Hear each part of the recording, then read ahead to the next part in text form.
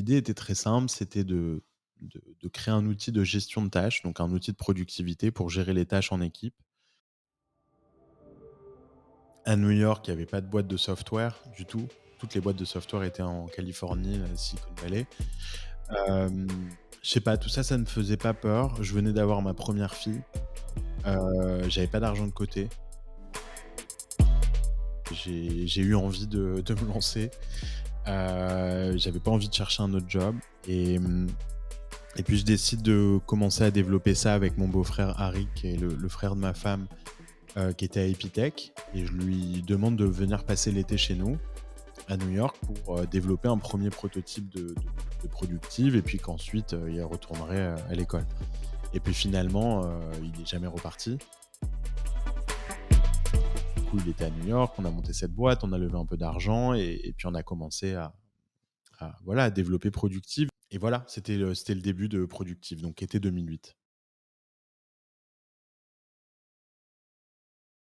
On est déjà on air. Bonjour tout le monde. Là, on était en train de s'accorder sur comment est-ce qu'on s'appelle. Donc, je suis super content aujourd'hui. Je suis avec Ilan, qui est un entrepreneur multirécidiviste. Ilan est également podcasteur, lui, à New York, qui aujourd'hui, si vous ne connaissez pas cette émission, forcément, Ilan, on aura le temps de parler justement de ton aventure aussi en tant que podcast host. Mais pour commencer, je te propose de te présenter succinctement. Avec plaisir, bah, merci de me recevoir, Guy. Écoute, alors succinctement, moi je suis, franco-américain. Je suis devenu américain il y a 2 ans maintenant. Je suis à New York depuis, quasiment 18 ans. Je suis parti à New York, à la fin de mes études d'école de commerce, Kedge à Marseille. Hem puis je suis jamais revenu. Je suis papa de 4 enfants et entrepreneur, dans la tech depuis une douzaine d'années. Et puis depuis, 8 ans, après avoir vendu ma première boîte, je suis devenu aussi investisseur. Donc je fais ça, on the side. J'ai investi dans peut-être une soixantaine de boîtes maintenant depuis 8 ans. Et donc aujourd'hui, entrepreneur derrière une boîte qui s'appelle Dots, dont le nom, a changé récemment et qui s'appelle maintenant Async. Et cofondateur d'un fonds qui s'appelle, Origins avec, Blaise Matuidi, joueur Bon, de foot. parfait. On va parler de tout ça. Je te propose qu'on revienne à la jeunesse. Tu as dit que tu as quitté la France pour les États-Unis. Là, c'était dans le cadre de tes études ou alors tu avais déjà ton premier projet entrepreneurial qui t'a incité à partir de l'autre côté pour pousser ça? Non, écoute, c'était pas dans le cadre de mes études.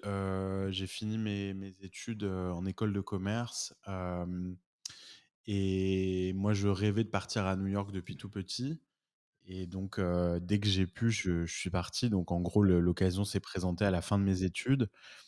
J'ai fait un VIE, un volontariat, international en entreprise, hem, dans une boîte qui s'appelle Michel Cluzel, qui est une boîte très connue, de chocolat. Hem Qui s'installait aux États-Unis et qui avait besoin d'un commercial, en gros, et j'ai commencé à travailler pour eux, donc du coup, quand j'étais déjà, diplômé, et donc je suis venu, j'avais, 23 ans, heu et donc c'était pas, dans le cadre de mes études, c'était vraiment un projet personnel de venir m'installer ici, dès que possible. Voilà. Yes. Et là, il y avait déjà un projet de faire ta vie aux États-Unis ou c'était juste une case de cocher, ok, et ensuite tu passes à autre chose? Non, c'est marrant, moi j'ai toujours, non, je sais pas, comment l'expliquer, Hem, sans aller trop loin dans mon inconscient, mais j'avais envie de je sais pas, j'ai toujours été attiré, en fait, par la culture américaine. Moi, je suis un enfant des années 90. Je suis né en 1980, hem et les années 90, je sais pas quel âge tu as, mais c'était, les années, NBA, Michael Jordan, c'était les années, hip-hop, c'était les années R&B. enfin, la culture américaine, elle était folle dans les années 90 et je pense que ça m'a forcément un peu, attiré vers les US et elle était forte quoi la culture américaine dans ces années, tu vois ce que je veux dire? Elle est toujours aujourd'hui, mais aujourd'hui, on peut y trouver aussi des défauts, des problèmes, des dérives, qu'on voyait moins à cette époque-là et il y avait vraiment une ADN très particulière et donc voilà, moi je enfin ça coulait dans mes veines quoi, l'Amérique et donc quand je suis venu, en fait, il n'était pas question pour moi de repartir. Je me suis battu pendant les 3 premières années. J'ai changé de job, chaque année parce que c'était des tout petites boîtes et à chaque fois, il y avait un problème différent. Les boîtes, finissaient par fermer ou voilà et je me battais année après C'était année complexe pour de à chaque fois prolonger, le visa, en tout ah cas le c'est visa travailleur? c'est très dur. Ouais, ouais, non, c'est les visas aux États-Unis, c'est vraiment très compliqué. J'ai eu je sais pas combien de visas différents, avant d'avoir ma green card et ensuite la nationalité, mais je dirais 7, 8, tu vois? Ah Sur, ouais, 9 ans. Donc j'en ai eu beaucoup des visas, j'ai tout exploité, quoi. J'ai vraiment eu tous les visas possibles, et à chaque fois, c'est une bataille. Il faut convaincre les boîtes de te sponsoriser un visa et cetera. Aujourd'hui, je pense que c'est encore plus difficile qu'à mon époque. Mais ouais, il fallait se battre et je pense que enfin, pas une seule minute depuis que je suis arrivé aux États-Unis, je me suis posé la question de repartir ou de quitter les États-Unis. Bon, maintenant, il y a un centre de gravité qui est différent parce que mes enfants sont tous nés ici et donc il y a l'école et tout ça et puis, voilà, maintenant, c'est encore moins un sujet, mais après on sait pas de quoi demain est fait, mais en tout cas, jusqu'à présent, ça a jamais été un sujet et ça a jamais été vu comme une expérience. yes. Du prisme bon, on parle des États-Unis, c'est assez vaste et hyper protéiforme selon, la zone où tu te trouves. Je sais que toi, tu es à New York et toi, quel est le regard que tu as, de ton prisme de français, franchouillard peut-être? Sur les États-Unis, tu veux Oui, dire? entre ouais, par rapport, enfin, le regard que tu poses, en tout cas, quand tu superposes, les États-Unis et la France, du point de vue de qualité de vie et même aussi, du business puisque c'est, l'univers dans lequel tu baignes le plus. Écoute, plein de choses à dire là-dessus. Les cultures françaises et américaines sont, honnêtement, j'ai envie de dire, diamétralement opposées. On s'en rend pas compte en France parce qu'on se dit: «Bon, bah, les deux pays sont des pays, très riches, heu, tu vois, démocratiques, et plein il y a plein de points communs au niveau macro. Au niveau micro, en fait, il y en a très peu des points communs. Déjà, les Français et les Américains sont très différents, ils sont opposés. C'est-à-dire que les Américains sont très faciles, d'accès, souriants, sympas, ouverts, Mais on dit que c'est faciles fake à ça, généralement ils disent que tout ça, c'est que c'est fake, c'est culturel et puis, je sais pas si c'est fake, en fait, ils ont appris les Américains, ils apprennent très tôt. Je le vois maintenant avec mes enfants, hein, donc ils apprennent très tôt à avoir confiance en eux, tu vois? Et donc ça se remarque sur à plein d'endroits de leur vie, mais du coup, ils ont pas peur de parler en public, ils ont pas peur de faire des blagues, ils ont pas peur de t'accueillir dans un magasin, ils ont pas peur de plein de choses, en fait. Peu importe, d'où ils viennent, c'est quelque chose que tu as dans le système, scolaire aux États-Unis où on te donne confiance, on passe beaucoup plus de temps à te dire ce que tu fais de bien, versus, ce que tu fais de mal. Dans les écoles françaises, qui est quand même assez, focalisée sur les notes, tu vois? Les résultats et former un peu des élites. Tu as beaucoup d'enfants qui se sentent pas bien dans ce système parce que, ils sont au milieu de la classe ou ils sont à la fin de la classe, et du coup, ils ont pas confiance en eux, tu vois? Et moi, j'en faisais partie. J'en faisais partie de ces enfants-là et c'est pas que j'ai un mauvais souvenir de l'école en France, mais j'en ai pas non plus un bon souvenir. Et je vois mes enfants aujourd'hui, bon, bah, ils sont contents d'aller à l'école, tu vois? Ils mmh. sont contents d'aller à l'école. Quand on parle aux profs, hem, pour les parent teacher conference et ben, ils mettent beaucoup plus d'accent sur ce qui se passe bien, Tu vois? Et donc ça, du coup, c'est ce qui fait que les Américains aujourd'hui, effectivement, tu as l'impression que alors quand tu es français, nous, on n'est pas comme ça. Les Français, c'est plutôt l'inverse, c'est-à-dire qu'on est dur d'accès, mais une fois qu'on s'est ouvert, après on construit des vraies relations profondes. Les Américains, c'est un peu l'inverse. Mais en fait, juste, ils ont grandi différemment. C'est pas fake, c'est leur façon d'être et après tu peux aussi nouer des amitiés avec des Américains, bien sûr, mais c'est vrai que c'est plus difficile. C'est plus difficile, surtout pour nous qui sommes français, on n'a pas la même façon de concevoir le monde, quoi. Hem, mais voilà, c'est 2 profils de peuples, et 2 cultures très différentes là-dessus, ouais. Yes. Du coup, toi, demain, tu as dit que tu es franco-américain maintenant, américain parce que, je crois que ça fait quelques mois que tu es devenu américain, si je ne m'abuse. 2 ans, ouais. À 2 ans déjà? Ah ouais. Ouais. Et tu te revois revenir en France? Non, hem, mais, heu, déjà tu vois, je sais pas, je dis pas qu'on reviendra jamais en France. Si je revenais en France, je reviendrais pas en tout cas à Paris. Peut-être que je me verrais habiter, à Marseille ou tu vois, dans des villes comme ça Tu es où originaire de vraiment j'ai Marseille, non? Tu as ou non, mais j'ai étudié à Marseille pendant 4 ans, pendant mon école de commerce. Heu, oui, je suis très attaché à cette ville et à cette région, heu, je sais pas parce que ça serait tellement ce serait un vrai bouleversement en fait, pour nous, je pense, de retourner en France. Il y a des choses qui ont quand même évolué dans le bon sens en France, depuis qu'on est parti, en particulier dans le business, dans la tech, clairement, voilà, on n'est pas dans le même monde que quand j'ai quitté, la France et même qu'il y a 5 ans, à peine 5 ans, on n'avait pas autant de champions, tech et autant d'opportunités, autant de fonds d'investissement et cetera donc ça clairement, ça a bien évolué mais je trouve que la société, elle a pas forcément évolué, dans un sens positif. On voit les dernières élections, ce qu'elles donnent, tu vois? Avec les extrêmes, qui sont si puissants. Ça me fait très peur et c'est pas enfin, je dis pas que du coup, c'est pas un pays d'avenir, mais en tout cas pour moi qui viens des États-Unis, bon, il faut pas oublier que nous, on est passé par, Trump aussi, ouais. pas non plus c'est pas non plus la grande vie, faut dire ce qui est, mais heu, mais là, c'est un peu revenu à la normale. En France, j'ai du mal à me projeter sur, tu vois? En tout cas pour éduquer mes enfants en France aujourd'hui, je trouve que ça serait un retour en arrière. Ouais. Mais c'est pas non plus un détachement complet, vu que, on va en parler, tout à l'heure, plein de boîtes dans lesquelles tu investis, même si c'est des boîtes qui sont incorporées aux États-Unis, généralement, il y a une patte, une empreinte, française, francophone. Ah non, mais complètement. Moi, je suis très attaché à la France. Enfin, jusqu'à ce jour, les news que j'écoute, c'est des news, français. Tous les matins, j'écoute, le journal d'RTL à 7 heures du mat, j'écoute pas, CNN ou je lis bien sûr, le New York Times et plein d'autres choses ici pour les news aux États-Unis, mais je suis quand même très proche de ce qui se passe en France.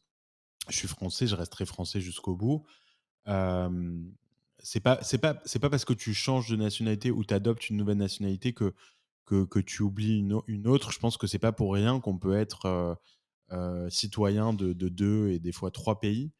On se sent attaché à des choses différentes et en l'occurrence, ta nationalité de naissance, je pense qu'elle disparaîtra jamais. Autant moi, c'est pas un sujet de culture, de la bouffe ou autre, tu vois? C'est pas ça qui me manque en France. Je sais que pour d'autres, ça peut être le cas, Ouais. moi pas du tout. Autant non, je me sens à fond français, mais après entre être français et vouloir, revenir en France, tu vois? Je trouve qu'il y a un gap quand tu as habité autant d'années dans voilà, dans un autre pays. Yes. Tu peux me donner un petit peu de contexte, sur la création de ta première boîte productive? C'est ta première boîte productive ou avant ça Oui, tu OK. ouais, c'est ma première boîte. Écoute, productive en gros, j'ai eu l'idée de cette boîte, donc début 2008, et l'idée était très simple, c'était de créer un outil de gestion de tâches, donc un outil de productivité pour gérer les tâches en équipe. Bon aujourd'hui il y en a des centaines. Ouais, mais à l'époque, À c'était pas l'époque non plus, i en non, plus il y en en avait pas des 2008, masses, en fait. déjà com Ouais, ouais, l'idée de créer un truc, comment est-ce que, excuse-moi de te couper, hein, mais, je t'en prie. est-ce qu'en en ce moment, tu étais, tu crois que tu devais bosser pour L'Oréal ou, tu Non, je bossais chez Jérémy Bérébi qui avait monté une boîte qui s'appelait Zlio, et qui se passait pas très bien à ce moment-là, la boîte et donc du coup, je commençais à réfléchir à la suite et Jérémy Bérébi, c'est pas celui qui gérait le fonds si, de Xavier Niel, ouais, Xavier Niel avant, exactement Jean et avant Laroche-Brochard. ça exactement et avant ça, il avait monté, une start-up qui s'appelait Zlio et je bossais pour eux. Je gérais les États-Unis pour Zlio et non et bah, clairement, j'étais pas du tout dans la meilleure posture pour démarrer une boîte. Et puis bon, en 2008, honnêtement, il y avait pas beaucoup de boîtes qui levaient de l'argent.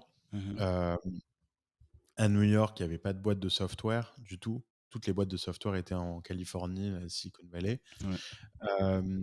Je sais pas, tout ça, ça me faisait pas peur. Je venais d'avoir ma première fille, Mmh mh. j'avais pas d'argent de côté et pourtant, je sais pas, j'ai eu envie de me lancer. J'avais pas envie de chercher un autre job et puis je décide de commencer à développer ça avec mon beau-frère Harry, qui est le frère de ma femme, qui était à Epitech et je lui demande de venir passer l'été chez nous, à New York, pour, développer un premier prototype de productive et puis qu'ensuite, il retournerait, à l'école et puis finalement, il est jamais reparti. Heu, Il a attrapé le virus aussi. il a attrapé le virus, bah, du coup, il était à New York, on a monté cette boîte, on a levé un peu d'argent et puis on a commencé voilà, à développer Productive. Donc ça a démarré vraiment, j'ai eu quelques business angels qui m'ont fait confiance, dès le premier jour et que je remercie encore à ce jour parce que parce qu'honnêtement, c'était ma première boîte. Ils ont cru en moi et bon, ils ont eu raison et parce que cette boîte s'est bien vendue, mais quand même, j'avais vraiment pas grand-chose. Donc des Oleg Chelsov, des Fabrice Grinda, des Jérémy Bérébi et d'autres. Hem et voilà, c'était le début de Productive, donc été 2008. Yes, donc tu étais en train de vouloir pitcher aussi, la proposition de valeur qu'un outil de productivité, même s'il y en a plein aujourd'hui. C'est quoi? C'était un produit plus, comment est-ce que c'était, distribué sous forme d'abonnement? Ouais, on vendait, donc en fait, tu payais p un peu comme Slack, c'est-à-dire que Mmh tu mh. payes pour ta boîte en fonction du nombre d'utilisateurs. Mmh. Hem, alors ce qu'il faut savoir, pourquoi on s'est lancé là-dessus, c'est que en fait, donc en 2007, c'est le lancement de l'iPhone. Hem et puis tout le monde commençait à imaginer que l'iPhone, à un moment, allait créer un App Store où tout le monde allait pouvoir développer des applications pour l'iPhone. Ça paraît fou, hein, quand on le dit Mmh. aujourd'hui, mais à l'époque, c'était une révolution, vraiment. Et puis en 2008, tu as Android qui sort et pareil. Et en fait, c'est pour ça que moi j'ai monté Productif parce que je me suis dit: «Tiens, il y a des outils de gestion de tâches, mais pas gros», tu vois? C'est pas des grosses boîtes. Et pourquoi? Parce que, bah, si tu es pas capable de recevoir une notification quand une tâche, arrive à maturité sur ton téléphone en situation de mobilité, bah, en fait, tu vas pas sticker à cette boi à ce produit-là, tu vois? Tu as besoin, pour un outil de gestion de tâches, qui soit multiplateforme. Je bosse devant mon ordi, mais je suis aussi en mobilité, je suis avec mon téléphone, je voyage, je Tu es rentre en chez alerte, moi et quoi. ouais, exactement. Et bah, aujourd'hui, on le voit, on peut pas se passer des reminders sur nos téléphones, tu vois? Mais à l'époque, moi, c'était ça ma réflexion et je me suis dit: «Tiens, il faut créer un outil collaboratif de gestion de tâches pour les équipes», parce qu'il y a un business model derrière les équipes, moins derrière les particuliers. Aujourd'hui, c'est un peu plus le cas dans le software. Tu peux facturer des particuliers, mais à l'époque, pas du tout. Et donc il faut faire un outil de gestion de tâches pour les équipes et il faut qu'on soit cross-platform. Et donc, on était vraiment la première boîte à créer un outil de gestion de tâches, pour iPhone, pour Android, pour Mac, pour web, pour Chrome, pour Outlook. Enfin, on avait des applications sur toutes les plateformes au fur et à mesure, hein, pas le Mmh. premier jour. Et c'était ça la vision et les gens, qui ont investi ont acheté cette vision-là et puis voilà, ça a pris quand même beaucoup de temps à prendre parce que nous-mêmes, on n'avait pas l'expérience de créer un beau produit avec, avec les bonnes fonctionnalités. On savait pas exactement comment parler aux utilisateurs. Enfin, C'était le Far West à l'époque, hein. Donc ça a mis du temps et puis à un moment, on a trouvé la martingale. Ouais. Mais toi, tu avais pas, forcément un profil tech, tu avais plus un profil de commerçant. J'imagine que c'est dans ce cadre-là que ton beau-frère t'a rejoint pour, t'aider à construire le produit, même si peut-être tu avais, un input sur ce qu'il faisait?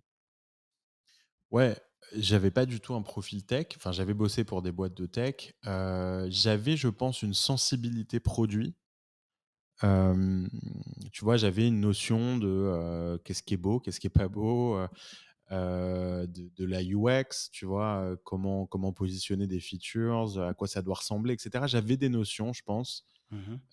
j'avais des intuitions, mais Ouais. très peu et donc j'ai dû apprendre. Donc en fait, c'est pour ça que pendant la première année et demie, on a beaucoup galéré. On a shippé plusieurs versions de Productive et en fait, il y avait toujours soit des bugs, soit des features que les gens comprenaient pas. Enfin, très compliqué et puis j'ai appris et au bout de d'1 an et demi, d'apprentissage, ben, je pense que je suis devenu, largement meilleur d'un coup parce que j'avais compris et intégré pas mal de choses et de feedback, de nos premiers utilisateurs et puis à ce moment-là, je suis devenu un peu plus un product guy qu'autre chose. Alors oui, évidemment, j'ai fait une école de commerce, mais tu as beaucoup de gens d'école de commerce qui deviennent product manager et t'as pas, j'ai envie de dire que tu as pas forcément besoin d'avoir des compétences tech. Tu dois être capable de comprendre les ingénieurs et de comprendre ce qu'ils développent et leur process et leur timing et cetera. Mais, mais plus que ça, tu dois comprendre les utilisateurs et la façon dont ils utilisent ou ils utilisent pas ton produit, tu vois? Et donc c'est ça que j'ai un peu développé et aujourd'hui, en tant que CEO, je pense que tu dois avoir des notions de business, tu dois avoir des notions de product, tu dois avoir des notions d'engineering et c'est des choses que j'ai développées évidemment, à travers les années, ouais. Ouais, c'est quelque chose qui se voit aussi, lorsqu'on suit un peu ton parcours, cette exigence au niveau du produit et ça se voit que tu adores ça, tu aimes ça. Tu vas nous en parler, notamment avec Willy aussi.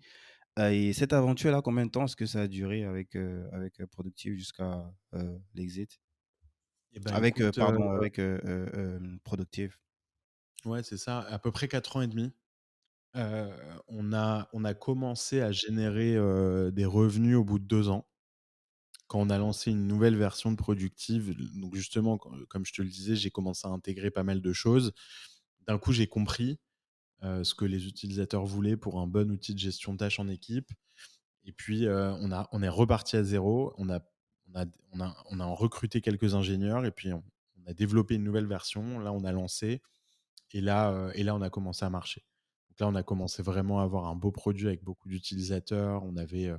Il y a des jours où on avait, tu vois, 10 000 sign-up par jour, Ah ouais. parce qu'on a lancé sur, une appli Mac et je me rappelle plus exactement des chiffres, mais quand on a vendu, on avait, autour de 1 000 000 à 1 500 000 utilisateurs. Je me rappelle plus exactement du chiffre, mais plus d'1 million en tout cas.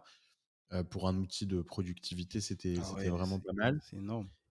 Et puis on faisait, vraiment pas mal de revenus, hem et à ce moment-là, bon, bah, on a été contacté par Jive qui était une boîte publique à l'époque, un assez gros poids lourd des outils un espèce de, ils appelaient ça un enterprise social network, donc un espèce de Facebook interne pour les entreprises, qui était leader, qui avait levé de l'argent avec Sequoia Capital, avec Kleiner Perkins, et cetera. Donc c'était vraiment une très belle boîte de la vallée qui s'est fait racheter entre-temps, maintenant, depuis quelques années et ils nous ont contactés au moment où on allait lever un série A, pour Productive et en fait, bah, à ce moment-là, j'ai compris que c'était probablement mieux pour nous de vendre, parce que, je m'étais quand même fait pas mal diluer. On n'avait pas levé beaucoup d'argent, donc je savais que tous les investisseurs allaient être contents du retour. Mmh. Vous avez levé Hem, combien avant d'être contacté? Avant la série A, vous étiez à peu près combien de levées? on avait levé, je pense, maximum 1 million en tout, donc vraiment pas beaucoup. Hem, donc voilà, j'avais aussi en tête le conseil de Michel de Guillermet, qui est un super entrepreneur français qui était, dont je suis proche et qui m'avait dit à l'époque: «Écoute Ilan, c'est ta première boîte, le marché a commencé à évoluer un peu». Tu avais Asana, qui était cofondé par le cofondateur de Facebook, qui arrivait exactement sur notre marché, qui venait de lever 35 millions. Tu avais Trello qui venait de lever 10 millions. et moi, j'avais pas cette capacité de lever autant et donc il y avait des risques, tu vois? Il y avait des risques que la boîte vale beaucoup moins, 3 ans plus tard qu'à ce moment-là. Alors avec vraiment beaucoup de recul aujourd'hui, je sais pas, je pense qu'on aurait pu en fait devenir un géant, mais c'est facile à dire avec le recul, Ouais. parce que ça restait quand même ma première boîte. J'avais pas tous les automatismes, il y avait pas autant de playbook, il y avait pas autant de façons de se former à l'époque qu'aujourd'hui. Tu avais pas accès à tout le monde, enfin, tu vois? C'était quand même un autre monde, donc voilà, donc j'ai jamais regretté d'avoir vendu Productive et puis ensuite je suis parti, m'installer avec toute notre équipe, à Palo Alto pour bosser pour Jive. Ah ouais, tu as quand même vécu en Californie? Ouais, quasiment 2 ans, ouais. Waouh, je sais que et comment est-ce que tu je sais que tu étais pas, forcément le plus grand fan de la baie et des je crois que j'ai écouté ça dans un de tes épisodes, c'est pas forcément l'endroit qui te fait le Ah plus ouais, kiffer j'avoue. et tu nous parles un peu de ça? Tu étais obligé déjà ou il y avait pas, tu avais la possibilité de sortir avant? Ouais, non, il y avait pas de remote à l'époque. Donc, en gros, quand ils nous ont racheté, la condition, c'est que tout le monde, vienne bosser chez Jive, donc à Palo Alto. Et moi, ça m'allait parce qu'on avait envie de faire une pause de New York aussi, où on sortait avec ma femme de 4 ans et demi de boulot acharné quand même sur ma première boîte. C'était un bon moment, les enfants étaient petits, et puis on avait besoin de verdure et voilà, donc on a été s'installer à Palo Alto, on était très contents. Mmh. Du coup, j'ai découvert, la région pendant 2 ans. J'ai agrandi mon network, j'ai rencontré beaucoup de monde et cetera et puis c'est à ce moment-là que j'ai commencé à investir, et puis les plus belles boîtes dans lesquelles j'ai investi, à l'époque, je les ai rencontrées, à Palo Alto, quoi et il se passait beaucoup de choses. C'était des bonnes années pour l'investissement. Mmh. C'est là, on est en Hem, quelle année là? 2013 et 2014. 2013-2014, parfait et c'est public, le prix de la vente de Productive? Non, il a jamais été public, non. OK. Je vais pas te Il y poser avait la question. il y avait quelques zéros. Je te mets sur la piste. OK, logique. Non, Yes. je le dis pas, mais vraiment parce que j'aime pas parler d'argent. Pour moi, Ah, tu as quand même c'est une gardé un telle truc français, que c'est tu pas parler ouais, d'argent. mais non, mais c'est même pas ça. C'est que, tu sais, des fois, c'est interprété, différemment et on se dit: «Ah ouais, ouais, bah oui, lui, il a gagné beaucoup d'argent et trucs». En fait, j'ai jamais fait ça pour ça. Jusqu'à ce jour, j'ai jamais monté de boîte pour, gagner de l'argent. Au contraire, je trouve que c'est C'est la la façon la plus conséquence. difficile de devenir riche. Donc je trouve que c'est pas important voilà, de s'étaler sur les montants. Mais voilà, tout ce qui est important, par contre, c'est ce que ça m'a permis de faire après, que j'ai jamais pu faire avant. Et tous les entrepreneurs que je rencontrais, qui venaient me voir à New York pendant Productif, parce que j'avais pas mal de visibilité. J'étais un des premiers Français aux US dans la tech, et donc j'ai toujours reçu beaucoup de messages et cetera et puis un jour, j'ai pu commencer à investir dans ces gens et c'est ça qui était génial pour moi. Yes. Hem Tu te et rappelles de la première boîte dans laquelle tu as mis un ticket? absolument, ouais, c'était Sunrise. Ah ouais! Sunrise, Calendar. Donc c'était vraiment, je crois, Ils ont 2 été semaines ils après ont le vendu près de, je crois, 100 millions à Microsoft. exactement et pour la petite histoire, donc ça, c'est marrant parce que comment tu vois, quand tu es quelqu'un de stable et de réfléchi, tu vois, en anglais, ça me vient en anglais, mais what goes around comes around et en fait, c'était mon premier investissement et le cofondateur de donc il y avait 2 cofondateurs de Sunrise, il y avait Pierre Valade et Jérémy Levan. Jérémy Levan qui était le designer et qui est devenu aujourd'hui mon cofondateur, sur Async Ah, et c'était mon premier investissement et donc Pierre Valade, je ouais. crois, il est sur un autre projet, Jumbo, un truc comme ça, si je ne me trompe pas. Exactement, ouais. Ouais, Pierre, d'ailleurs dont je suis toujours proche et qui lui est à Brooklyn. Ouais. Mais moi, je me demande comment est-ce que toi, est-ce que tu investis dans Sunrise ou est-ce que tu investis, sur ces 2 guys? Parce que si on te pitch ce produit, le contexte et à l'époque, c'est pas forcément, le truc sur lequel moi je vais miser de prime abord. J'ai pas forcément la même bouteille que toi, mais juste un calendrier, tu vois? C'était pas non plus ouf ouf et en plus, c'était pas un truc qui était monétisé lorsqu'ils ont revendu à Microsoft. Ils ont vendu plus, je sais pas si je dirais, la base de données ou la base d'utilisateurs que, En fait, c'est ça qu'ils ont valorisé la boîte, quoi, que sur, la monétisation de ceux qui utilisaient le Ouais, produit. alors faut pas oublier qu'on est aux US et qu'aux US, des marques se créent à partir de pas grand-chose, et des cultes se créent autour de marques, tu vois? Et c'est le marketing. Alors Pierre et Jérémy, moi j'ai misé sur eux, 100. Je croyais aussi à l'opportunité de réinventer le calendrier parce que, encore une fois, on est au début des applications. Il y a personne encore qui a été attaqué les applications natives d'Apple. Les applications natives, c'était, la météo, les notes, le calendrier, l'email et cetera, et eux, c'était les premiers à s'attaquer au calendrier ou quasiment les premiers. Et puis surtout, c'était des super product people, quoi. C'était les hyper bons designers. Pierre, la tête très bien faite, ingénieur des ponts et chaussées si je me trompe pas, Mmh. ou des mines, je me rappelle plus. Heu et j'ai misé sur les 2, mais je croyais aussi au space. Alors quand ils ont revendu à Microsoft, je crois qu'ils avaient 6 millions d'utilisateurs, mais surtout ils avaient des très, très gros fans, et Microsoft a racheté leur équipe pour intégrer ces compétences dans Outlook, qui était leur, produit phare. Donc ouais, c'était un très bon pari. J'avais pas de doute que Sunrise allait devenir quelque chose, mais oui, quand j'ai investi, il y avait rien. Mmh. Waouh! Faut de la 1er coup conviction. et c'est le bon coup. Yes. Ouais. Ouais.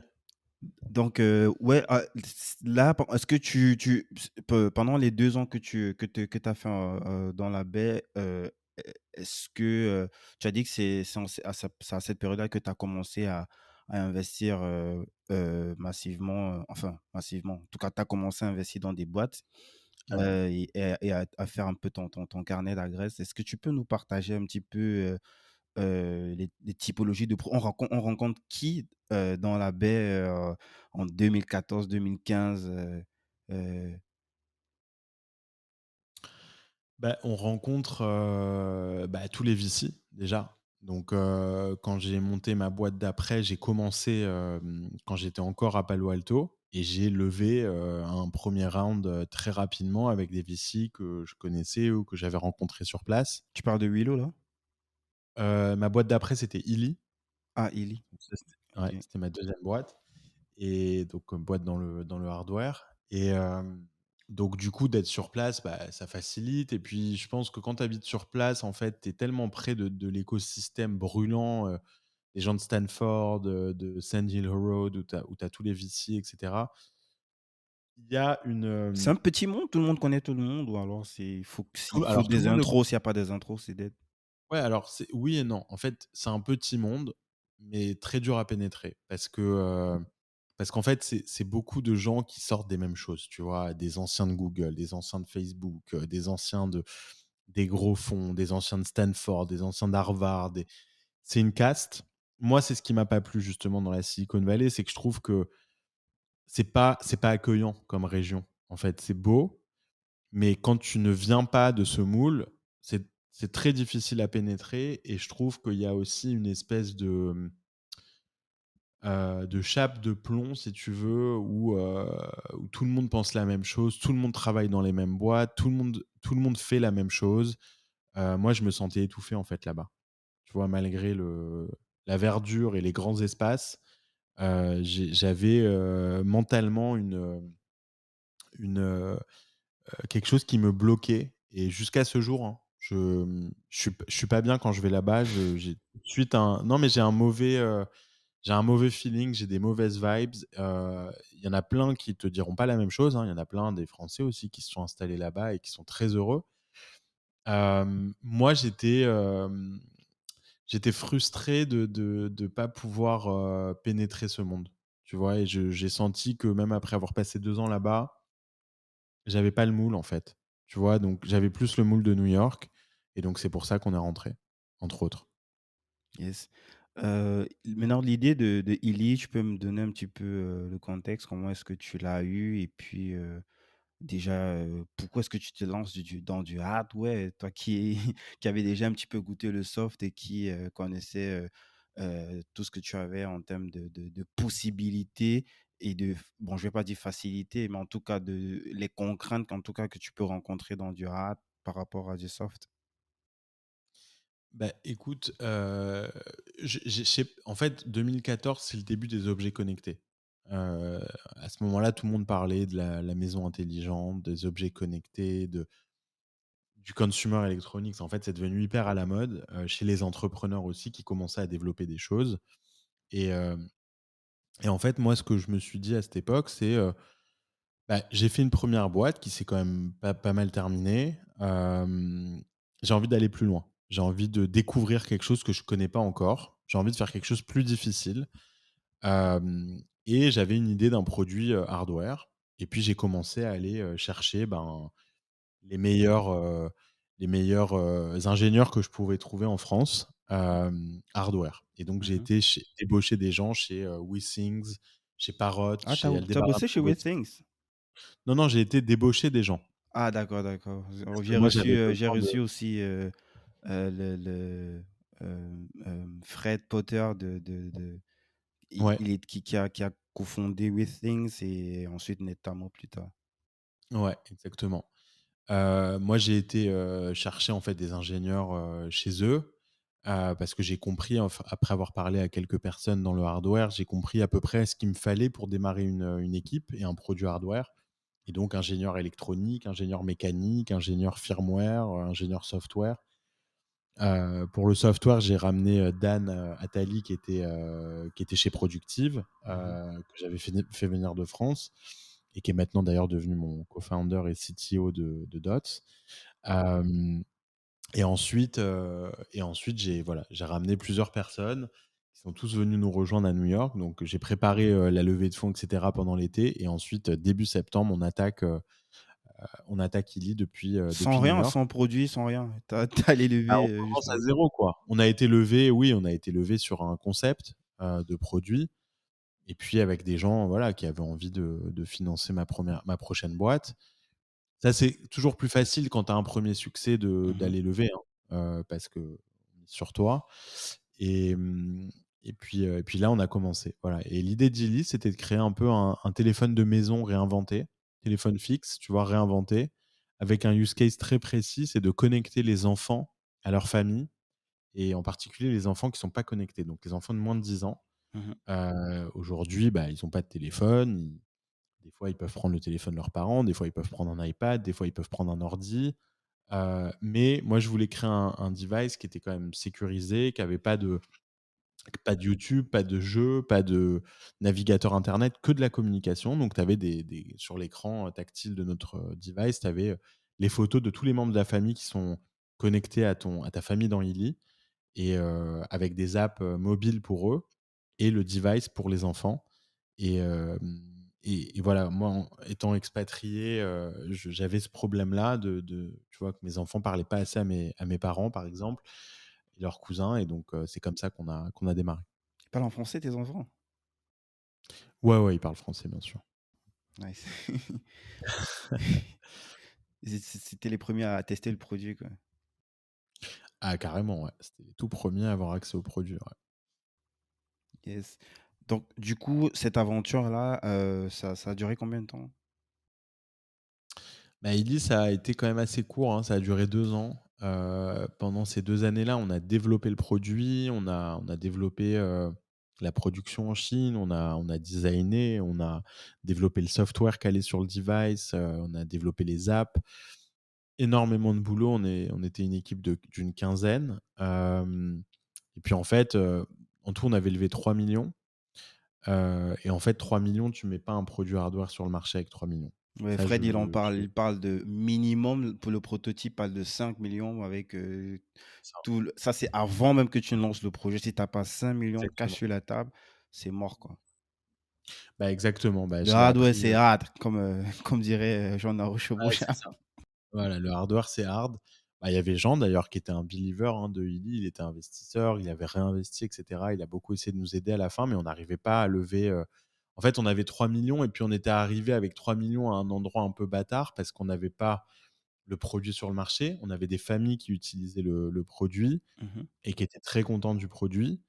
Mais on n'avait pas de vente, on n'avait pas de chiffres qui nous permettaient d'aller voir des investisseurs et leur dire: «Voilà, ça va marcher» et à ce moment-là, on avait besoin de lever pour financer la production, du premier er batch de 10 000 unités et puis le marketing et cetera Donc du coup, on n'a pas réussi à lever et puis c'était un moment où en 2016, les VC s'étaient tous pris des claques, sur le hardware en fait. Ils y avaient tous cru en 2014 et puis 2 ans plus tard, ils se sont tous mangés des murs et donc c'était le pire moment pour lever et puis on me challengeait sur, est-ce que, ouais, mais dans les familles, il y a des iPads, les enfants ont des téléphones de plus en plus tôt, tu vois? À quel Mmh. point ça va être un produit, qui peut s'imposer et bon, bah, moi, j'avais pas les réponses sans pouvoir commencer à le vendre, en fait. Donc c'était une vraie croyance de ma part, mais pas plus et bon, il se trouve qu'aujourd'hui, maintenant, je pense que le temps nous a donné raison puisque Portal de Facebook, puisque Echo Show de Amazon, puisque Google aussi a fait un produit Ouais. sur le même Je crois principe. le PAM ou un truc, je sais plus trop comment ça s'appelle, le truc de Google là. Ouais, je me rappelle plus du nom de Google, mais en tout cas, ils ont tous les gros ont développé un produit un peu similaire. Bon, on a eu pas mal d'histoires avant de revendre les assets de la boîte à une autre startup. Mais bon, on a eu des discussions d'acquisition avec Amazon, avec d'autres. Et puis finalement, ils ont fini par faire la même chose, sans dire qu'ils nous ont copiés, mais c'est pour dire que voilà, on avait raison peut-être un peu tôt. Et ça, c'est un autre sujet pour les startups. Yes. T C'est un sujet à part entière. vous avez perdu de l'argent là ou au moins vous avez pu rembourser les investisseurs? Non, non, clairement, là, on n'a pas remboursé les investisseurs. On était vraiment dans une situation où moi, je voulais sauver surtout l'équipe, plus que les investisseurs qui étaient très durs à sauver à ce stade quand tu as pas, bah, il y a rien en face, tu vois? On avait à peine de brevets, on n'était pas en capacité de lancer, commercialement le produit, donc c'était vraiment compliqué.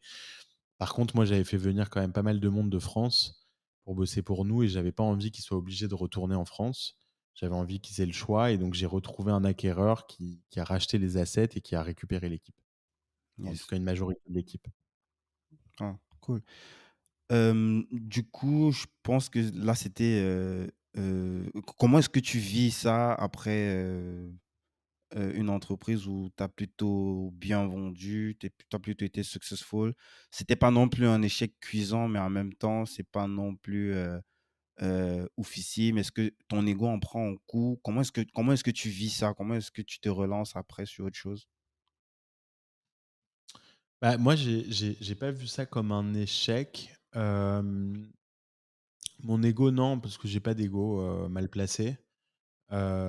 C'était difficile à encaisser parce que c'est moi qui portais tout sur mes épaules et donc je me suis pris des «non» de VC pendant 6 mois et puis à la fin de faire une exit, entre guillemets «forcée» pour, sauver l'équipe et puis après tu te retrouves, sans rien, tu vois? Tu as plus de produits, tu as plus d'équipe, tu as plus de compagnie, tu as plus rien. Ouais, c'était quelques semaines difficiles. J'ai passé quelques semaines difficiles à, bah, à me poser des questions. Est-ce que je suis fait pour ça? Est-ce que je me relance? Est-ce que je prends un job? Tu vois? Enfin, voilà, obligé de se remettre un peu en question. Mais j'ai pas vu ça comme un échec parce que, bon, moi, je suis croyant, je suis juif et dans ma vie, Pratiquant? c'est très important. Ouais, pratiquant, ouais, ouais. Pratiquant et en fait, c'est ce qui m'a sauvé. Ah, pas que sans ça, je me serais jeté par la fenêtre, hein, mais mais c'est ce qui a sauvé mon mental parce que, parce qu'il y a il y a il y a il y a cette philosophie, dans le judaïsme où on te dit que, tout s'explique, tu vois, tôt ou tard. Tout arrive pour une raison et j'y croyais beaucoup, tu vois? Quand Illy s'est terminé, je voyais qu'il y avait plein de gens autour de moi qui étaient beaucoup plus déçus que moi, de cette fin. Tu vois, ils avaient de la peine pour moi, ils voyaient combien je m'étais battu et cetera et tu vois, ma femme ou autre et en fait, moi, non. Bien sûr que ça m'embêtait pour nos investisseurs, pour ceux qui avaient cru en nous et cetera, mais au final, les investisseurs, c'est leur job, tu vois? Ils font des bêtes. Moi-même, je suis investisseur, donc je sais ce que c'est. Quand je perds de l'argent dans un deal, j'en veux à personne. C'est le jeu, tu vois? Quand tu investis tôt dans une boîte.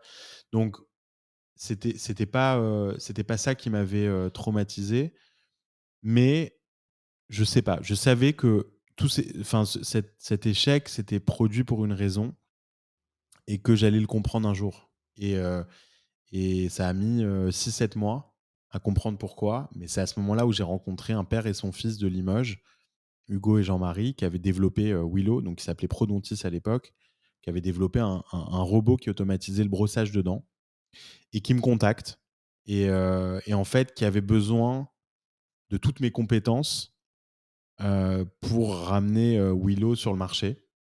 En gros, la Chine, monter des équipes, lever de l'argent, le marketing, la marque et cetera et en fait, j'ai compris très vite que, on était hyper complémentaires et que tout ce que j'avais appris avec Illy, j'allais pouvoir le mettre à contribution sur un projet peut-être 100 fois plus ambitieux qu'Illy, Mais pourquoi tu est-ce vois? qu'ils te contactent toi, je veux dire, ils auraient plutôt tendance à fuir, à te fuir quoi. Mais lui Non, c'est parce que bah, non, mais ils ont été intelligents, en fait, parce qu'ils ont réalisé très tôt qu'ils avaient pas, le skill set nécessaire pour faire ça seul. mmh mh, Go, il avait fait un programme d'accélération à San Francisco qui s'appelle The Refiners avec Carlos Diaz mmh et hem et à la fin de ce programme, ils se sont rendus compte qu'il avait besoin d'un co-founder américain, en tout cas ici, qui connaissait le hardware, qui était passé par des étapes, difficiles, qui avait fait des choses qu'eux n'avaient jamais fait et donc pour gagner du temps tout simplement et donc Hugo, quand il m'a contacté par une connaissance commune, m'a dit: «Voilà, moi j'ai besoin de tes compétences pour qu'on prenne des raccourcis» Est-ce qu'il et te en fait, moi propose directement d'être cofondateur ou alors il vient pour avoir des dans le inputs? 1er call, il me dit qu'il a besoin d'un cofondateur, basé aux US. Il me propose pas automatiquement, mais on se renifle un peu et puis moi je le fais venir à New York, j'essaye le produit et je vois qu'il a de l'or entre les mains et qu'il le pitchait en fait un peu comme un produit médical, alors que moi j'ai vu tout de suite que ça pouvait être un succès, grand public. Réinventer la brosse à dents quoi, tout simplement. Et et puis effectivement, au bout de 2 jours ensemble, il me propose de rejoindre l'aventure en tant que lead co-founder. Donc co-founder, techniquement, j'avais le titre de cofondateur, mais ils avaient démarré 3 ans avant moi, tu vois? Donc ils avaient déjà un prototype entre les mains et cetera. Mais ils étaient que 4 ou 5 à Limoges. Hem, Ça te fait pas peur? Tu vois, un père avec son fils non, et puis en termes de gouvernance politique et tout? non, je t'avoue que ça m'a pas fait peur parce que, déjà j'ai eu un coup de cœur, pour Hugo, qui était le CEO. Le père était encore dentiste, donc c'était l'inventeur du produit, mais il n'était pas opérationnel dans la boîte au quotidien. Donc c'est Ah, aussi un il exerçait inventeur un peu toujours, en génie. tant que Ouais, il était toujours dentiste et je voyais ça comme un avantage pour le coup, pour tester et cetera. Non et ça m'a pas fait peur parce que moi je suis quelqu'un qui fonctionne à 100 à l'intuition et j'avais une très bonne intuition, je le sentais très bien et je sentais surtout qu'ils avaient besoin de moi et que j'allais leur apporter quelque chose qu'ils n'avaient pas. Et c'est ce qui s'est prouvé, vrai et c'est ce qui a fait que ça a très bien marché entre nous tous et maintenant, je les ai dans mon cœur, jusqu'à la fin de ma vie parce qu'on a vécu une aventure exceptionnelle. Mais tu vois, voilà, pour boucler la boucle avec Illy et ben, quand j'ai rejoint Willow, j'ai compris immédiatement pourquoi Illy avait échoué. C'était pour ça, en fait. C'était pour laisser la place à quelque chose de plus grand. Et ça m'a permis de tout apprendre. Alors c'est dommage, il y a eu des dommages collatéraux parce qu'effectivement mmh on a perdu l'argent, des investisseurs et cetera, mais on a tous appris. On a tous appris, les investisseurs comme les employés, comme moi et le but c'est voilà de transformer cet apprentissage en quelque chose de plus grand après. yes. Tu es toujours opérationnel dans Hilo? Non, j'ai quitté Willow donc l'été dernier après quelques mois de transition. Je suis toujours assez impliqué quand même, donc je passe pas mal de temps avec Hugo. Hem, mais j'ai quitté opérationnellement l'été dernier après, 4 ans et demi, après avoir mis le produit sur le marché, après avoir aidé à monter une équipe de 40 personnes, après avoir levé, plus de 20 millions de dollars avec des grands fonds, hem, après avoir aidé à voilà, la manufacturing en Chine, le design, créer la marque de Willow, donc j'ai vraiment délivré tout ce qu'ils attendaient de moi et je suis pas parti pour ça, je suis parti juste parce que le hardware, ça m'a épuisé, mentalement. C'était vraiment très long, tu vois? Beaucoup d'attentes, beaucoup de patience. Moi, je m'occupais pas du produit, je m'occupais de tout le reste et on a mis 4 ans, en fait, après mon arrivée à mettre le produit sur le marché.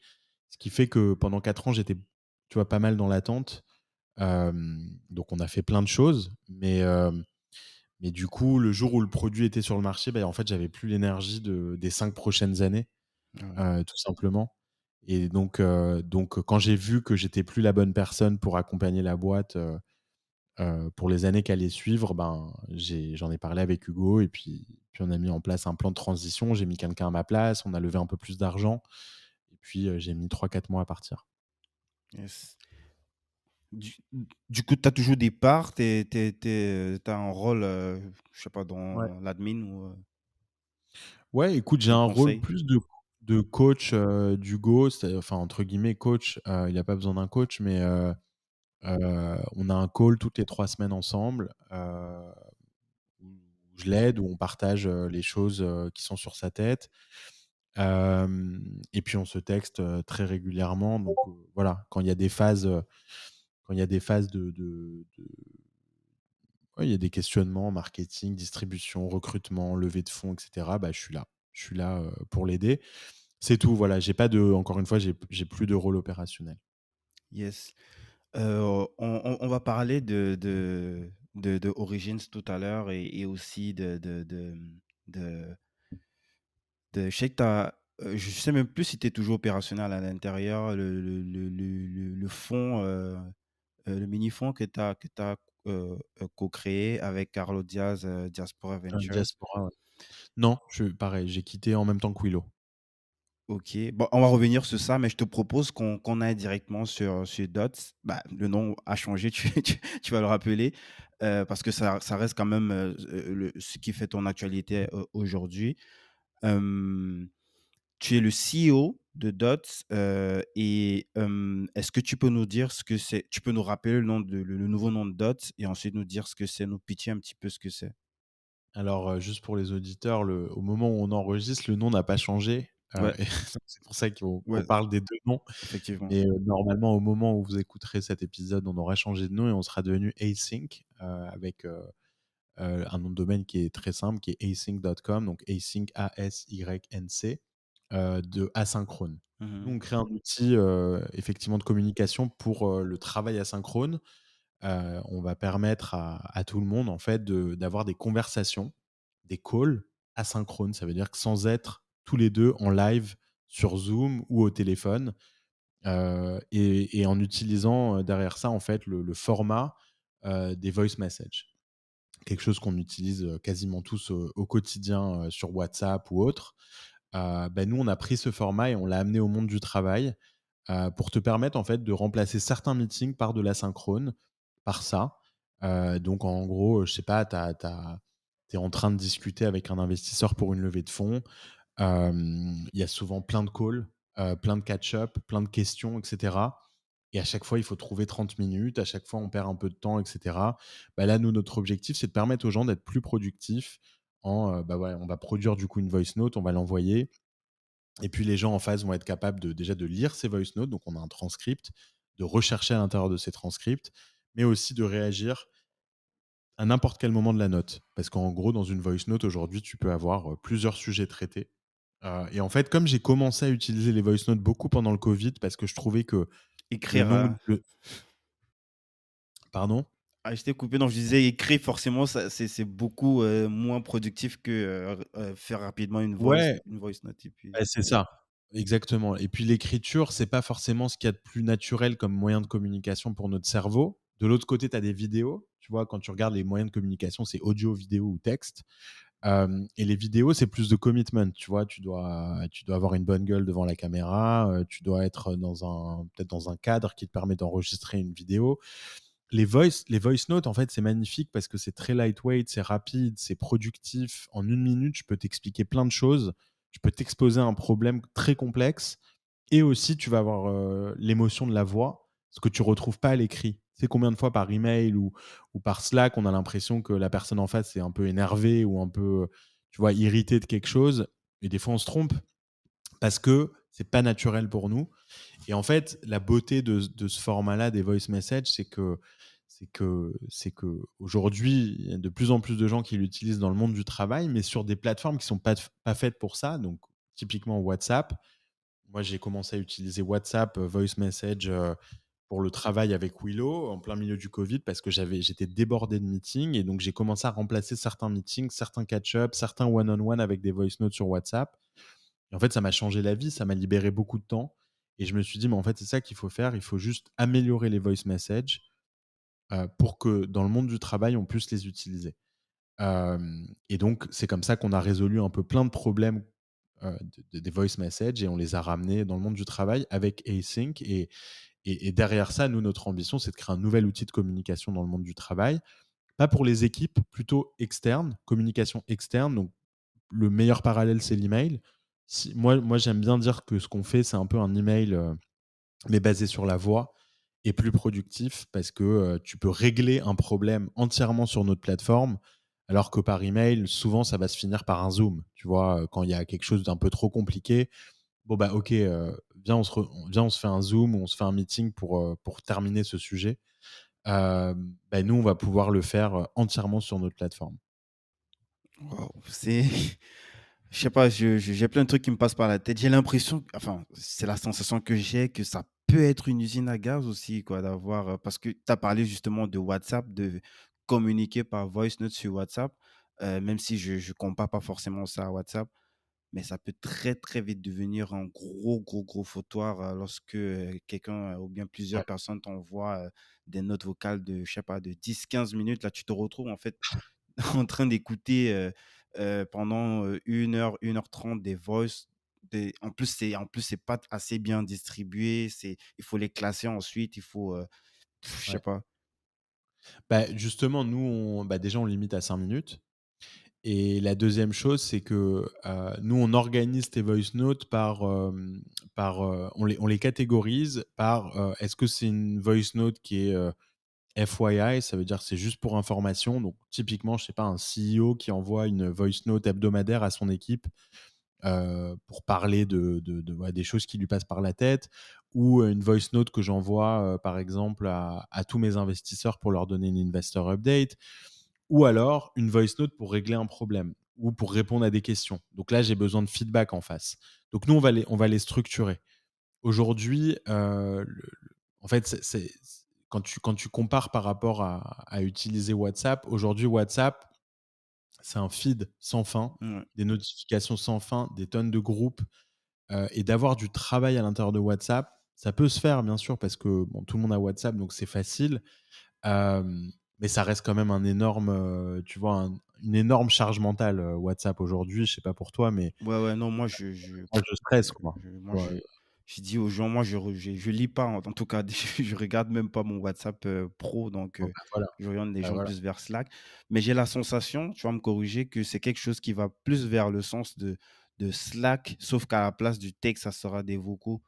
Parce que, tu auras tendance Oui, à mais Slack, catégoriser, les notes vocales par rapport au sujet qui est traité. Mais maintenant, je ne sais pas si c'est possible de retrouver les conversations, vu qu'il y a pas du texte pour, taper si, de la justement. recherche, quoi.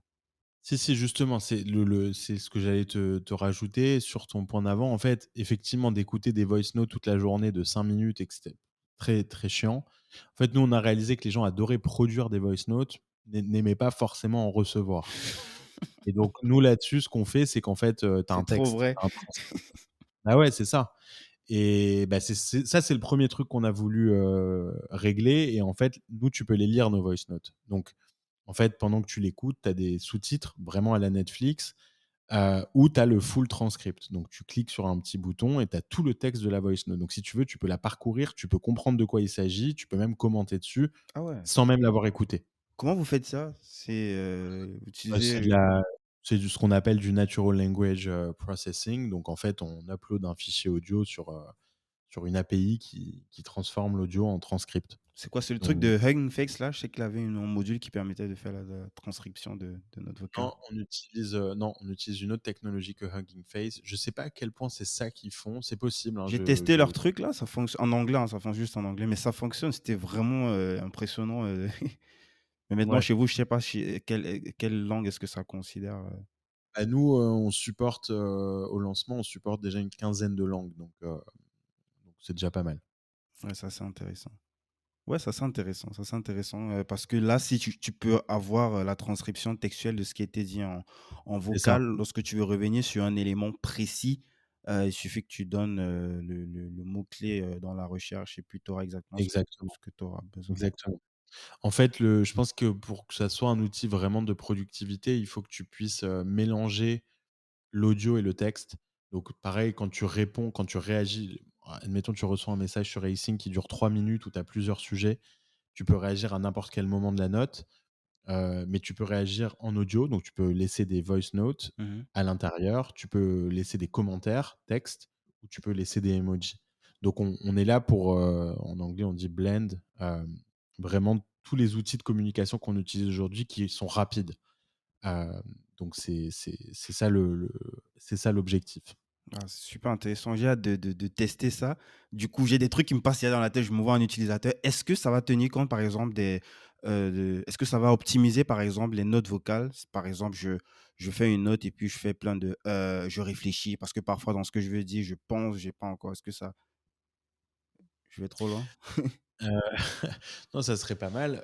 Oui, comme les outils un peu de podcasting qui peuvent, éditer un peu l'audio. Ouais. Pour que mon Non, pour l'instant. interlocuteur, il ait directement la quintessence de ce que je veux dire, quoi. Ouais, non, on a plein de choses en tête là-dessus. Heu, pour l'instant, non, c'est un fichier audio qui va être brut, vraiment comme WhatsApp, tu vois? Mmh. C'est-à-dire que tu vas pouvoir, laisser une voice note. Hem, mais effectivement, sur la voix, il y a plein, plein de choses à faire. On a plein d'idées, on a des idées, d'ailleurs très créatives et ça peut en faire partie, dans un second temps. Pour l'instant, non. Pour l'instant, ça va être du simple. On va Parfait. entendre tes et cetera et c'est pas grave, c'est naturel. C'est ce qui fait aussi le charme, je trouve, des voice notes. C'est vrai, c'est vivant. C'est vivant, ouais. Yes. Donc, l'idée, ça sera il y aura un mode freemium ou, comment est-ce que ça va se distribuer tout ça? Ouais, bah, écoute, il y aura effectivement une partie du produit qui sera complètement gratuite et puis il y aura des fonctionnalités payantes. Nous, on va charger les particuliers, Mmh. dans un premier temps. Donc, si toi, tu es un gros utilisateur de Async, que tu trouves ça utile, il va avoir des fonctionnalités, payantes là-dessus. Hem Et donc on va facturer, les particuliers et puis dans un second temps, on aura un plan business, parce qu'on a aussi pas mal d'idées de use case business, et donc on facturera les entreprises aussi. Mais voilà, pour l'instant, en tout cas, le produit, une grande majorité du produit sera accessible, gratuitement. Yes. Ouais, c'est super intéressant tout ça. L'idée, comment est-ce que, on incite dans les gens à switcher puisque là, c'est aussi une nouvelle forme de c'est une nouvelle habitude qu'il va falloir créer. Comment est-ce qu'on incite, même les collaborateurs, un peu que moi je regarde un peu la période où j'ai switché avec, mes différents collaborateurs et partenaires sur Slack.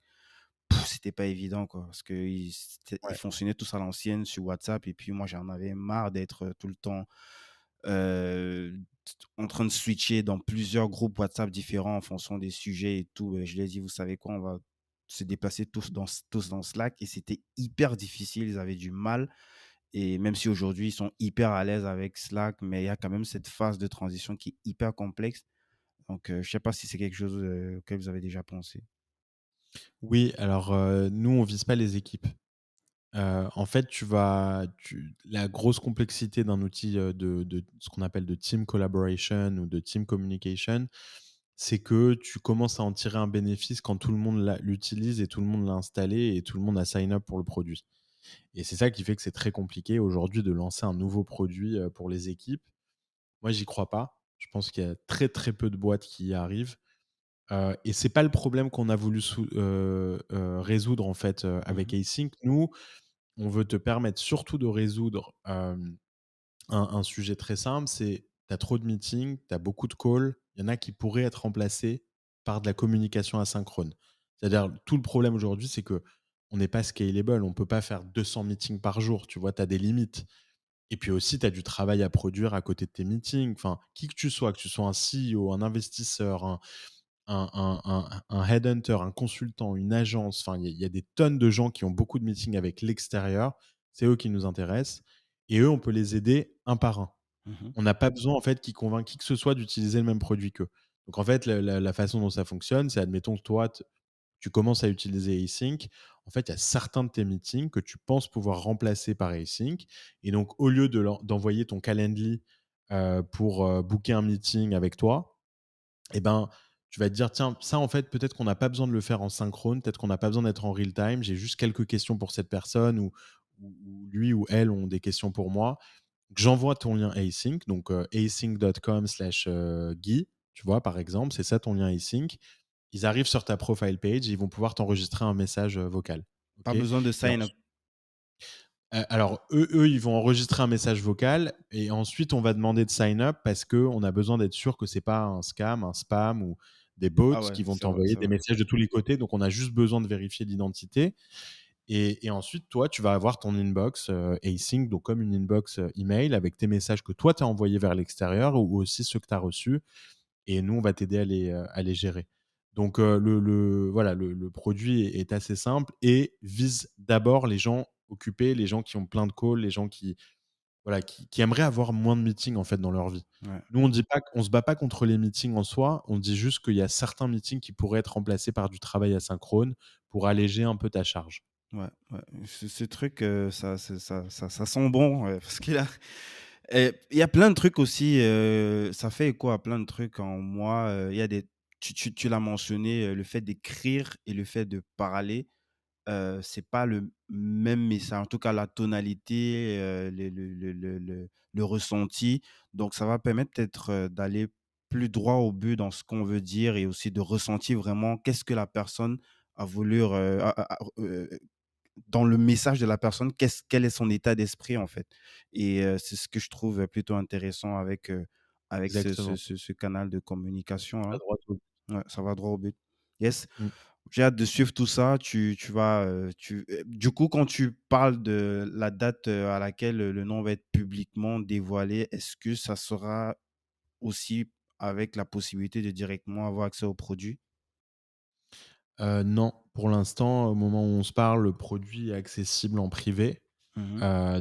Donc tu sais, quand tu lances une boîte, tu as plusieurs façons de le faire. Soit tu lances un nouveau produit et tu espères que les gens comprennent tout de suite, qu'ils commencent à l'utiliser immédiatement, qu'il y a pas de bug, que tout est beau. Mmh. Bon, ça, c'est la version très optimiste et puis tu as la version plus, prudente et en même temps, heu plus intelligente long terme, c'est de démarrer très petit, très fermé, pour comprendre qui sont les utilisateurs parfaits pour arriver le plus rapidement possible, au product market fit et nous, c'est cette voie qu'on a choisie, c'est-à-dire qu'on passe beaucoup de temps, avec Jennifer chez nous qui fait beaucoup de customer discovery. Elle fait des calls, en fait, avec plein de gens pour, qui correspondent, en fait, à notre audience, à notre persona et qui comprend et qui essaie de comprendre un peu, voilà, si on a le bon produit pour eux et puis le but, ça va être de les faire rentrer dans le produit petit à petit, ces gens-là et d'observer comment ils utilisent le produit, de voir ce qui va pas, ce qui a amélioré et puis un jour, on l'ouvrira, à tout le monde, au grand public. Entre-temps, tout le monde peut laisser Son mail? son email sur le site, peut choisir son profile, URL. Donc tu peux avoir, ton prénom, par exemple, async.com/ton prénom. Tu peux le booker. Et remplir deux trois questions pour nous, en fait, pour comprendre à quel point le produit va te plaire aujourd'hui et c'est ça qu'on veut.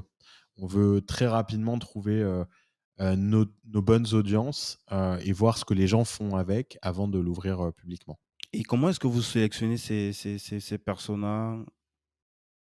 Bah, on regarde les use cases, on regarde ce qu'ils feraient avec, on regarde comment ils s'imaginent utiliser un produit comme Async, on regarde à quel point ils ont le pain point derrière, à quel point ils sont débordés, ils sont occupés ces gens-là et à quel point ils croient au travail asynchrone, qui est une énorme tendance du moment, hein. Tu vois, Zoom est le king du synchrone, et aujourd'hui, nous, on veut créer le Zoom de l'asynchrone, donc parce qu'on pense qu'il y a autant, voire peut-être encore plus de potentiel pour des outils qui te permettent de travailler on your own time, tu vois? Donc désolé pour tous les anglicismes, mais le but, c'est qu'on explique aux gens que tout n'a pas besoin d'être urgent, tu vois? Aujourd'hui, on vit dans une ère où tout c'est l'immédiateté, quoi.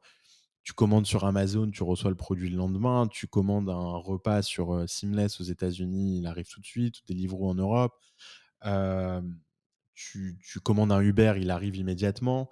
Mais en fait, nous, on est des êtres humains, on n'est pas à la disposition des autres, on n'est pas disponible tout le temps, on n'est pas et puis il y a un moment où en fait ça déborde, ça crée du burn-out, ça crée, tu vois? Juste on peut pas et ça, c'est le problème du synchrone et en fait, nous, on n'est pas Uber, on n'est pas Amazon, on n'est pas Seamless, on sait pas faire ça et c'est pour ça que depuis quelques mois et depuis le covid en particulier, beaucoup de penseurs, beaucoup de journalistes, beaucoup d'entrepreneurs, beaucoup d'investisseurs parlent du travail asynchrone comme le la prochaine grande révolution pour permettre aux gens de travailler au moment où ils peuvent le faire, et souvent en plus à des moments où tu travailles avec des gens qui sont dans des autres time zones et cetera, on en a plus besoin que jamais, quoi. Yes. Donc, maintenant j'imagine que tu as prévu, ou peut-être c'est déjà fait, faire une première petite levée pour travailler sur le produit, actuellement?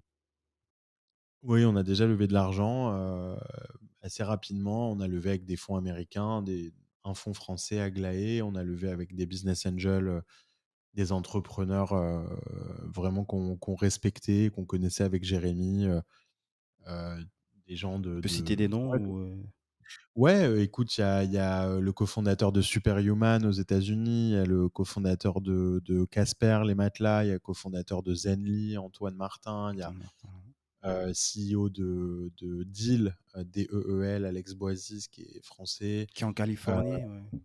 ouais, lui, il bouge un peu partout, mais très, très belle boîte qui a levé beaucoup d'argent. CEO de TripActions, pareil, une grosse unicorn américaine. Enfin, je vais oublier pas mal de monde parce qu'on a beaucoup d'angels et puis après on a des très beaux fonds, américains qui ont rejoint l'aventure très, très tôt. Yes. Et tu communiques sur combien est-ce que vous avez levé à peu près pour launcher tout ça? Non, mais on a levé plusieurs millions, ouais. OK. Vous êtes combien actuellement pour bosser sur le produit? Écoute, aujourd'hui, on est une équipe assez réduite. On est 9. On a 2 bureaux, un à Paris, un à New York. Donc on a une équipe distribuée. On n'est Mmh. pas une équipe remote, donc tout le monde va au bureau ou tu vois, avec, de la flexibilité. Mais, dans ces 2 villes-là, donc là, moi, je suis dans les bureaux de New York et puis on a une équipe, à Paris où il y a Jérémy, lui, qui habite à Bruxelles, mais qui va très souvent à Paris. Voilà. Aujourd'hui, une équipe vraiment très focalisée, engineering et product pour le moment. On fait très, très attention à chaque recrutement, que ce soit vraiment des personnes, à impact, qui veulent de l'impact, qui ont déjà de l'expérience, qui vont nous aider à aller plus vite parce que c'est ça notre enjeu. Nous, on veut aller vite, on veut prendre des raccourcis quand on peut et pour l'instant, voilà, toutes les personnes qu'on a recrutées dans l'équipe, ils cochent cette case-là. Yes. Hem, Moi, je me demande, au moment où tu lances ce truc, l'idée, est-ce que c'est toi ou alors, c'est plutôt du côté de Pierre? Jérémy, tu veux dire? Ah pardon, désolé. Ah, tu avais une chance sur 2, hein. Ouais. Non, l'idée, elle venait de moi parce qu'effectivement, j'ai commencé à utiliser les voice notes, sur WhatsApp pour le travail, au milieu du covid. J'ai réalisé à quel point c'était un outil, ultra puissant, pour moi et qui me faisait gagner beaucoup de temps, qui me rendait beaucoup plus productif et donc je me suis dit: «Bah, en fait, il faut en faire un outil de productivité tout simplement» et puis voilà, j'ai convaincu Dan et puis ensuite j'ai convaincu Jérémy et puis on a commencé comme ça. Yes. L'équipe produit, elle est complètement en France ou alors elle est distribuée entre les 2 localités, les Elle est ingénieurs et distribuée. Non, non, elle est distribuée. Dan est là, à New York, Jérémy est plutôt à Paris. On a nos devs iOS, qui sont basés à Paris. On a une designer qui bosse avec Jérémy, Christine qui est basée à New York. Donc on est complètement distribués. En fait, on met en place un fonctionnement qui fait qu'on peut embaucher dans n'importe laquelle des 2 villes, n'importe quel rôle.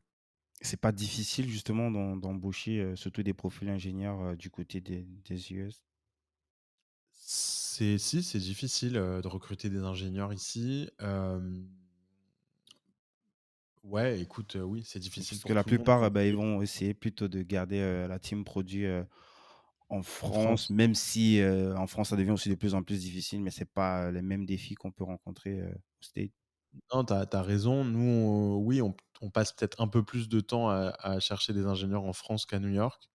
Mais bon, le truc, c'est qu'on a quand même un peu des réseaux aussi, tu vois, sur lesquels on peut se reposer, qu'on peut relancer, des anciens employés, des gens qu'on connaît depuis plusieurs années aux US. Christine, elle avait bossé, avec moi chez Willow, par exemple, notre designer. Yannick, qui est notre dev, front-end ici à New York, on se connaît depuis 12 ans. Tu vois? Donc bon, ça aide aussi, hein. On part pas de zéro pour recruter. Tu passes par Shaper aussi? Non, j'utilise pas Shaper, non. Ah, nice. Non, faudrait que je regarde. C'est quoi exactement ton rôle aujourd'hui, dans cette boîte? Est-ce que tu as toujours forcément, tu es toujours sur le produit, mais est-ce que les rôles sont déjà de un clairement définis? Si oui, qu'est-ce que toi sur quoi est-ce que toi tu es déployé concrètement? Moi, je suis un chef d'orchestre. Donc, moi, je suis là pour faire en sorte que tout avance, que tout le monde qu'on ait les ressources nécessaires à tous les rôles, qu'il y ait pas de roadblock, qu'on ait de l'argent sur le compte pour payer tout le monde, qu'on ait, une vision long terme, qu'on crée une marque qui soit inspirante, que les gens, qui nous rejoignent savent pourquoi ils nous rejoignent. Et je suis un enabler, ça veut dire que je suis là heu, pour que chaque personne de notre équipe se sente, capable de faire n'importe quoi, de recruter ceux dont ils ont besoin, et cetera. Donc un CEO, c'est ça. Et au début, un CEO, c'est aussi un directeur marketing, c'est aussi un directeur des finances, c'est aussi un chef de projet sur certains projets, c'est quelqu'un de souvent créatif qui va avoir des idées, pour, faire gagner du temps. Moi, c'est ça mon rôle, mais le but, c'est que le CEO, très vite, ne soit plus dans l'opérationnel et dans l'exécution, qu'il soit plus dans l'organisation générale et dans la facilité de mettre en place, voilà, des process, des recrutements, des levées de fonds, des stratégies marketing, d'onboarder les bonnes personnes au bon moment. Moi, c'est comme ça que je vois mon rôle et autant, dans ma première boîte productive, j'avais du mal à déléguer et j'avais envie de faire un maximum de choses moi-même. Au fur et à mesure, j'ai évolué là-dessus et puis aujourd'hui, ouais, plus que jamais, je me vois comme un chef d'orchestre et comme, vraiment l'assistant de chaque personne dans l'équipe. Je suis à leur disposition, en fait. C'est pas eux qui sont à ma disposition. Je suis là pour aider tout le monde, je suis là pour que tout le monde soit heureux d'être là et l'équipe aujourd'hui, à ce stade-là, quand on est petit, c'est ce qui compte le plus, c'est d'assembler les bonnes personnes au bon moment, parce qu'après ça te permet de faire tout le reste. Yes. Et Jérémy, ça va être quoi plus son rôle, lui, le produit, le design? Je sais que c'est ce qu'il a le plus fait dans les autres boîtes. C'est ça. Bah, ouais, Jérémy, il s'occupe du product et du design, clairement. Donc lui, il a la vision de où le produit doit aller, de designer le plus beau produit possible, le plus facile à utiliser, le plus rapide à utiliser. On a fixé ensemble des objectifs pour le produit et puis ensuite lui, il est là pour, le transformer en quelque chose d'exceptionnel qui n'existe pas ailleurs et puis voilà, il a maintenant Christine qui bosse avec lui. Il bosse beaucoup en duo avec Dan, notre CTO et voilà, donc lui, son job, c'est product design et puis Dan, troisième fondateur, bah, lui, il est CTO, donc il s'occupe vraiment de toute l'équipe, d'ingénieurs. Tu tu Donc les sais rôles sont tu très sais simples. jusqu'où tu veux amener tout ça? Est-ce que tu as une vision comme ça sur 5 ans? Ouais, en fait, moi, c'est tu vois, je le postais il y a pas longtemps sur LinkedIn. En fait, moi, quand je monte une boîte, c'est ma dernière, vraiment. Tu vois, j'ai pas envie de monter une autre boîte après Async, vraiment. Et je te le dis aujourd'hui et peut-être que dans 10 ans, je le regretterai de l'avoir dit, mais je le pense très sincèrement et en fait, ça c'est ce qui s'est passé pour toutes les boîtes précédentes. Quand j'ai monté Productive, c'était ma première et dernière boîte.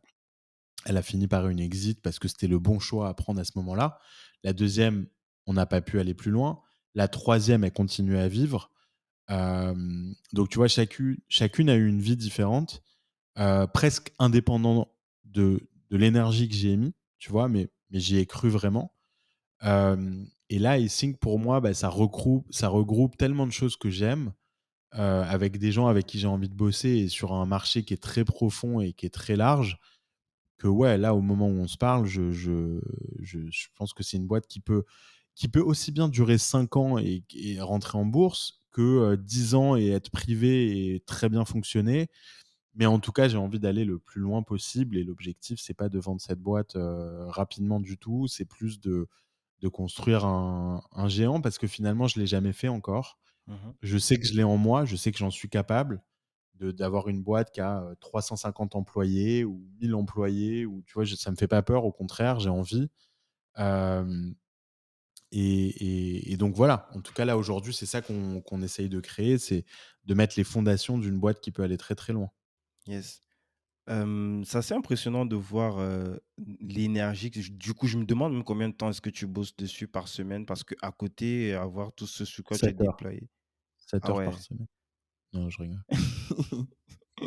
Ça, mais comment est-ce que tu fais? Comment est-ce que tu t'organises? Parce que, on va parler tout à l'heure aussi de tes invests. Hem, ça prend quand même du temps. Comment est-ce que tu répartis tout ça, avec, ce qui semble être vraiment une grosse priorité pour toi, cette boîte? Je suis, non, mais déjà, bon, cette boîte, c'est ma boîte. Enfin, c'est mon full-time job. C'est comme si j'avais rien d'autre. Hem, c'est ma priorité. En fait, la réponse, elle est simple, c'est que je suis ultra organisé. C'est-à-dire que, mes journées et même mes soirées et mes week-ends, ils sont carrés. Il y a rien qui dépasse. Je Mmh. sais ce que je fais, je sais ce que je peux faire, je sais ce que je peux pas faire. Tu vois? Et c'est pour ça que bon, on en parlera, mais j'ai monté un podcast et là, depuis le début de l'année, bah, en fait, je peux plus, vraiment, interviewer beaucoup de monde parce que c'est plus dans mes priorités. Je peux plus, et donc je fais des interviews vraiment très, très, très rarement, mais sur des profils vraiment exceptionnels que j'ai envie de rencontrer et je pense que leur histoire va intéresser du monde et donc je crois que je l'ai fait une fois, tu vois? Depuis le début de l'année, scolaire, depuis septembre. Parce que je peux plus, j'ai plus le temps. Donc aujourd'hui, clairement, je donne tout pour Async et puis après j'investis. Bon, ça, je l'ai toujours fait on the side et en fait, l'investissement, quand tu es bien organisé, ça prend pas beaucoup de temps. Et puis aussi quand tu as du deal flow, c'est-à-dire quand les gens t'envoient des deals. Et puis là, pour Origins, en l'occurrence, on a, embauché quelqu'un full-time qui s'occupe de tout ce qui prend du temps, en fait, dans un fonds. Les premiers calls, revoir les decks qu'on reçoit, les contacts avec les autres VC pour qu'ils pensent à nous. C'est Lara qui fait ça et qui le fait très bien et moi, du coup, j'interviens que les deuxièmes calls ou que pour les décisions Ça veut et en dire tout fait ton deal flow, il est switché au niveau d'origine. Tu as plus des trucs que tu rentres en perso, en business non, casual comme je fais avant? que non, non, j'investis que par je peux pas tout faire, en fait. Je peux pas, investir perso, investir avec un autre fonds, investir avec Origin, non. Justement, tu vois, c'est quand je te parle d'organisation, c'est savoir ce que tu peux faire et bien le faire et donc avec Origin, je pense que pour l'instant, je le fais très bien. J'arrive à gérer. C'est un fonds beaucoup plus gros, Origins, hein, donc Mmh. ce que j'ai fait avant, donc du coup, c'est quand même, enfin, il faut le déployer mais voilà, je suis très organisé et du coup, ouais, bah, Origin, ça me prend, le temps que ça me prend, mais je bosse beaucoup. Mes journées sont longues, clairement. Quand il faut bosser, le samedi soir, je bosse le samedi soir. Enfin, tu vois, quand il y a des urgences, dimanche, il y a 2 semaines, il a fallu que j'intervienne sur un deal qui allait pas closer et où on avait des problèmes. J'ai dû passer 2 heures au téléphone. Mais la plupart du temps, j'essaye de pas le faire. J'essaye d'avoir une vie, saine le soir et le week-end. Je fais Shabbat, donc le Shabbat, je suis déconnecté quoi qu'il arrive du vendredi soir au samedi soir, donc j'ai de toute façon du temps avec, ma femme et mes enfants qui est indispensable pour moi et puis le soir aussi, tu vois, je rentre, j'éteins mon téléphone pendant au moins 1 heure, le temps de mettre les enfants au lit et cetera donc tu vois, malgré ça, j'arrive à avoir une vie, personnelle qui est, je pense, normale et qui est bien. Voilà, j'ai pas de recette, c'est juste que j'arrive à le faire parce que je suis organisé et que finalement l'investissement, ça me prend pas, 20 heures par semaine. Yes. Je suis à chaque fois impressionné par, ces entrepreneurs, hem, je pense que j'ai le droit de le dire, non, de confession religion de confession juive Mmh. qui, bossent souvent sur des sujets ultra rationnels, mais qui gardent quand même cette rigueur au niveau de la religion et parfois c'est en fait, j'ai j'ai l'impression qu'ils vivent avec, une sorte de dichotomie entre, la partie perso et les sujets business sur lesquels ils sont déployés. mais avec une rigueur, c'est la même rigueur au niveau business et c'est la même rigueur sur la partie aussi, perso. Ça m'impressionne à chaque fois. J'ai l'impression qu'il a peut-être qu'il doit en avoir dans les autres religions, mais ça, je le vois, généralement chez ceux qui ont cette confession juive-là. Ouais, parce que, bah, effectivement, dans la religion juive, mais je pense comme dans plein d'autres religions, la famille, elle est au centre. La femme, est hyper importante dans l'équilibre. Chacun a un peu un rôle différent à jouer dans la famille. Moi, je prends très au sérieux mon rôle de papa. Je suis très, impliqué dans la vie de mes enfants, dans leurs choix, dans l'inspiration, dans les activités qu'ils font et cetera. J'essaye vraiment d'être hyper impliqué. Je pense qu'on peut toujours faire mieux, mais tu vois, je me sens pas, en tout cas, en retard là-dessus. Ouais, c'est peut-être un peu inspiré de moi, j'étudie, pas mal aussi, j'étudie beaucoup et effectivement, dans les textes, que je lis, bon, bah, c'est des choses qui te guident parce qu'au final, la religion, c'est ça. C'est un playbook pour la vie, tu vois? Mmh. Et quand tu choisis ta religion ou alors quand tu es né avec une religion, que tu deviennes pratiquant ou pas, c'est fonction de voilà, est-ce que tu as été convaincu par ce que tu lis? Est-ce que ça t'aide au quotidien à avancer, à gérer tes relations, personnelles, professionnelles, ta famille, t voilà, tout ça et bah, clairement, moi, je l'ai trouvé dedans, tout en restant, très moderne. J'ai un guide, qui ouais, sans quoi je sais pas comment je ferais, en fait, moi, personnellement. Yes. Donc, on va revenir sur, tes les principaux véhicules d'investissement, par lesquels tu es passé, et je voulais qu'on boucle aussi, rapidement sur le podcast. Tu l'as dit, depuis le début de l'année, tu as fait qu'un seul épisode et là, il y a une nouvelle personne qui a repris le lead, en tout cas qui je sais pas si elle est pas co-host, vous n'animez pas ensemble, elle anime certaines émissions toute seule, c'est ça? Comment elle s'appelle? On peut Ouais, Elsa, elle Elsa Dessaigne. Bah, Elsa, elle était très présente pendant We Are New York, pendant les années où j'enregistrais beaucoup. Elle me recommandait tout le temps des guests. Elle m'aidait à les obtenir aussi. Elle habite à New York, elle est française et avant, elle écrivait pour, Canal+, tu vois? Mmh. Je sais plus quelle émission sur Canal+, donc elle a le talent je pense qu'il faut pour interviewer des gens et l'empathie. Et puis quand j'ai commencé à bah, voilà, en fait, j'ai pas envie d'arrêter le podcast, j'ai pas envie de le fermer et de l'annoncer, parce que j'ai envie que ça reste un channel ouvert pour moi aussi pour interviewer des gens de temps en temps. Mais juste, je suis beaucoup plus difficile qu'avant, je pense, sur les guests. Je suis ravi de tous les guests que j'ai invités, c'est juste qu'aujourd'hui, je dois choisir. Et puis Elsa, un jour en discutant, en brainstormant, elle m'a dit: «Qu'est-ce que tu en penses si, j'invite des guests, sur ton podcast, sur ta marque?» Et moi, je trouvais que c'était une très bonne idée pour continuer à le faire vivre et alors on discute ensemble à chaque fois des invités qu'elle veut faire venir et et voilà, elle a commencé à prendre un rythme et je suis très content donc voilà. We Are New York, ça va continuer. Jusqu'à ce jour, je reçois encore, des messages de gens qui le découvrent que maintenant et qui sont, c'est vrai qu'il est c'est un profil un peu différent de podcast en français parce qu'on interviewe des Français aux États-Unis et c'est des Français forcément un peu différents parce qu'ils sont expatriés, parce qu'ils ont des expériences américaines, parce que des fois des profils incroyables. Et donc c'est vrai qu'il est unique, dans sa ligne éditoriale. Donc j'ai pas envie d'arrêter Mmh. et peut-être qu'un jour, qui sait, je reprendrai plus activement, mais c'est vrai que pour l'instant, c'est pas ouais, c'est un peu moins une priorité, ouais. Mais ça t'a pas fait un peu tiquer, le fait que, bah, c'est un peu comme ton bébé, c'est aussi presque une entreprise, on peut dire et ça t'a pas fait un peu tiquer qu'une autre personne que toi, reprenne cela avec, même si c'est quelqu'un qui a plutôt un discours qui peut être, clair, qui passe, mais c'est pas quand même toi, c'est pas ton empreinte, c'est pas ta patte à toi, quoi. Oui, C'est non, mais tu as raison, tu as raison. presque En fait, personnel. faudrait demander aux auditeurs, en fait, ce qu'ils en pensent. Moi, j'ai l'impression que pour l'instant, elle a des très bons retours et peut-être qu'elle va avoir du coup elle va développer un peu plus d'auditeurs qui la suivent elle que moi. Heu, oui, il y a une patte particulière, c'est vrai, avec chacun et un podcast, c'est finalement très personnel, c'est très lié au host. Pour l'instant, je t'avoue que je me suis pas plus posé la question que ça. Tu vois? Je me dis: «Ouais, c'est une bonne idée sur le papier». Les guests qu'elle invite, moi, je les aurais peut-être invités moi-même. Mmh.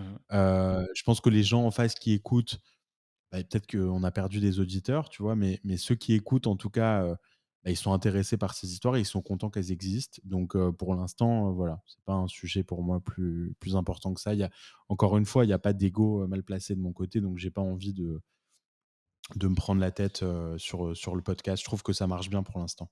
Ouais, c'est ça me donne des idées, et c'est des trucs auxquels moi aussi j'ai pensé à des moments où j'étais plus saturé, où j'étais plus, déployé sur d'autres sujets. Mais j'avais toujours ce blocage-là, et le fait de voir que quelqu'un comme toi, bah, en plus, limite on a l'impression que tu t'en fous. J'exagère un peu, mais ça passe crème, quoi, et je vais écouter ce qu'elle fait, et puis, pour me faire un petit peu une idée et voir comment est-ce que je pourrais me réapproprier, quoi. Bah, très bien, très bonne idée. Top. Donc si on revient sur, justement tes véhicules d'investissement, tu as beaucoup investi dans un premier temps tout seul, mais est-ce qu'avant, Diaspora Venture, tu avais déjà, investi dans des fonds qui investissent directement dans des boîtes? Bah, en fait, j'ai monté 3 fonds en tout. Hem, j'ai monté un premier fonds qui s'appelait Avraham Capital. J'avais levé un peu d'argent autour de gens, qui voulaient investir dans mes deals, en fait. Donc on avait levé 1,5 million. On a investi dans 15 boîtes. Ce fonds se porte bien. Donc Ah, il il est existe jeune. toujours? Bah, en fait, les participations qu'on a existent, si tu veux, mais on a tout déployé, on n'a plus d'argent. En fait, c'est comme ça les fonds. Ah, c'était un Les fonds, fonds tu lèves. classique, de entre 7 ans et 10 ans comme, on a l'habitude de voir, quoi. Ouais, c'est ça, mais en gros, l'idée, c'est que tu lèves de l'argent. Une fois que tu as investi dans toutes les boîtes, bah, après, tu attends. Tu vois? Tu attends que ça revienne, tout simplement. Donc on a déjà fait quelques exits dans ce fonds-là, qui est un fonds qu'on a déployé entre 2018 et 2019, donc il y a pas très longtemps. Il y a déjà eu quelques success stories sympas, dont Lalilo, par exemple, qui était une boîte française, revendue à Renaissance aux US. Mmh. Darewise, récemment, qui est une boîte de gaming française qui a été revendue à, Animoca. Mmh. Heu, on a eu quoi d'autre? C'est avec ce véhicule que tu as investi dans Sunrise? Non, Sunrise, c'était un business angel. Avant ça, j'avais fait une vingtaine de deals, perso, avant ça, et c'est ce qui m'a permis de commencer à développer un peu une réputation et de lever un premier petit fonds. Donc voilà. Ensuite on a monté Diaspora avec Carlos. Donc ça, c'était en plein pendant le covid et on s'est dit: «En gros, faut monter un fonds qui va backer les Français aux US», parce que c'est un peu à tous les 2 notre, spécialité, notre angle. Et puis, on a levé un petit peu d'argent, un peu plus que Avraham Capital, et on avait entre autres Xavier Niel et d'autres investisseurs comme ça. Et puis on a investi, en 1 an, en 15 mois, on a investi dans 17 boîtes. Pareil, un beau portefeuille, des très belles boîtes dans ce portefeuille aussi. Alors là, c'est très jeune, hein, parce que j'ai quitté moi fin septembre 2021, donc il y a Mais tu as pas beaucoup toujours de temps. des participations? Bah, en fait, je suis toujours actionnaire des boîtes dans lesquelles j'ai investi, quand j'y étais. Et C'est puis juste le que jour tu où n'es plus opérationnel, quoi, ouais. ouais, le jour où je suis parti, Diaspora a continué, je continue encore aujourd'hui à investir dans des boîtes, et dans ces boîtes-là, je suis pas actionnaire, mais j'étais actionnaire dans les boîtes, des 15 premiers mois, et donc je continue à aider les boîtes de ce portefeuille.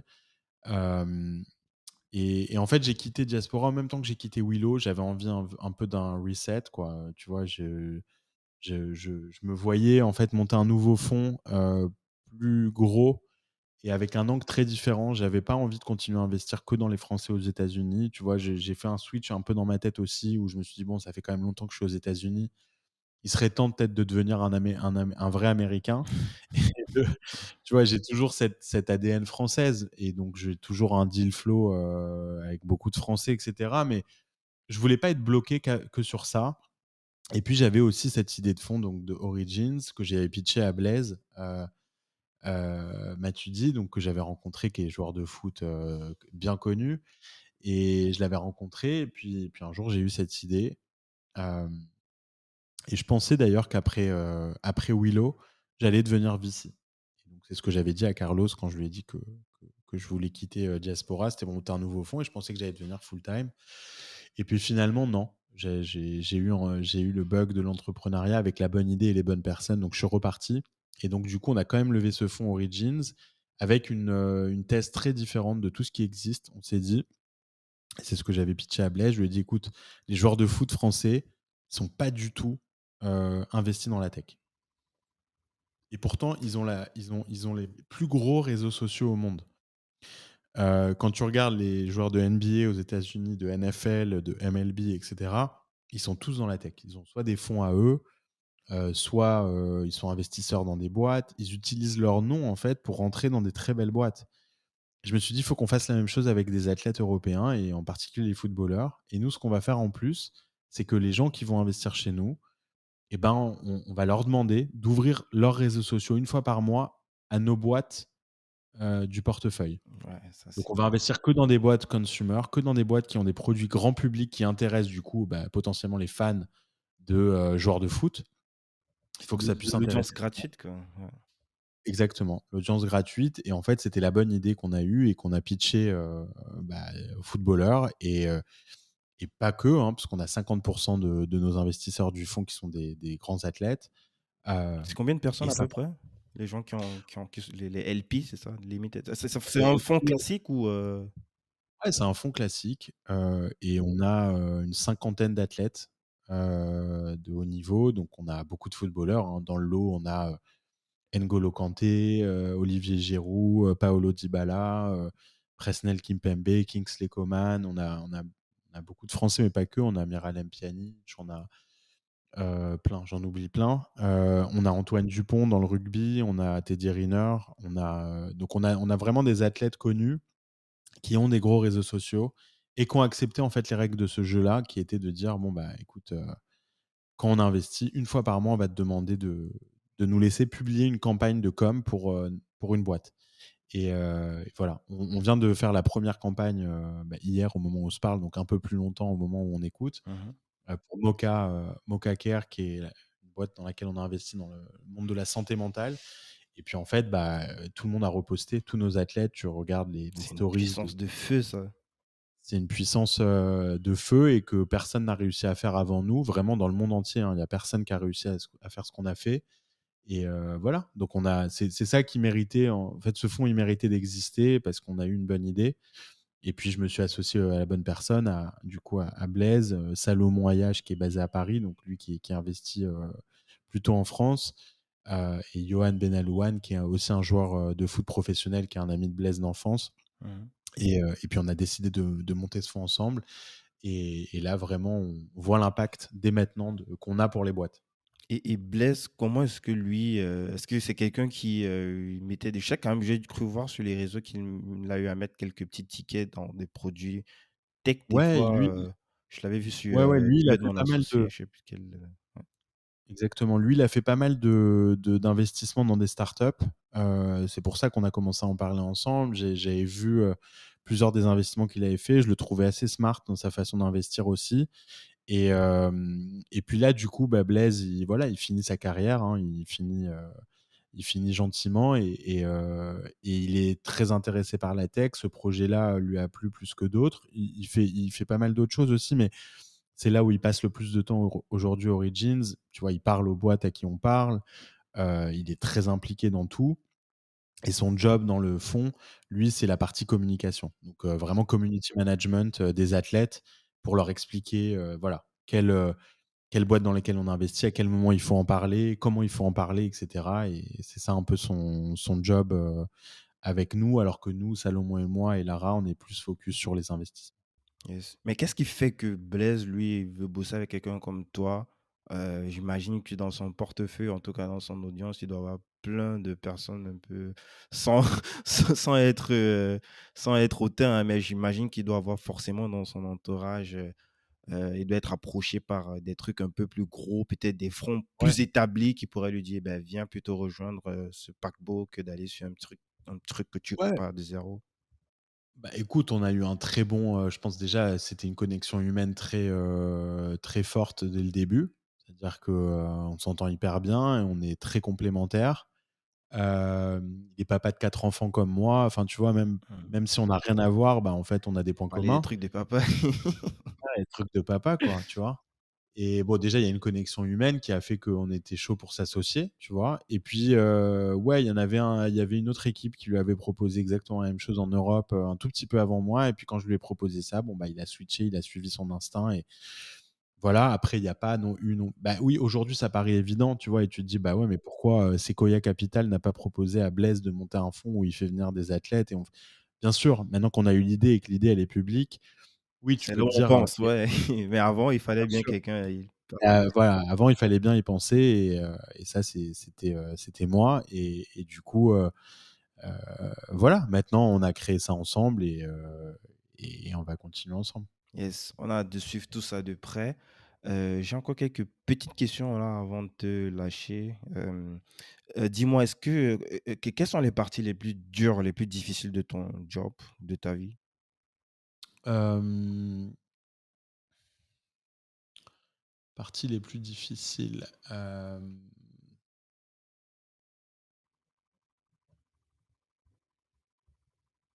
non, bah, écoute, tu sais quand tu es quelqu'un de qui a autant de responsabilités, pour tes équipes et pour les gens autour de toi, ben, il faut être à la hauteur tout le temps.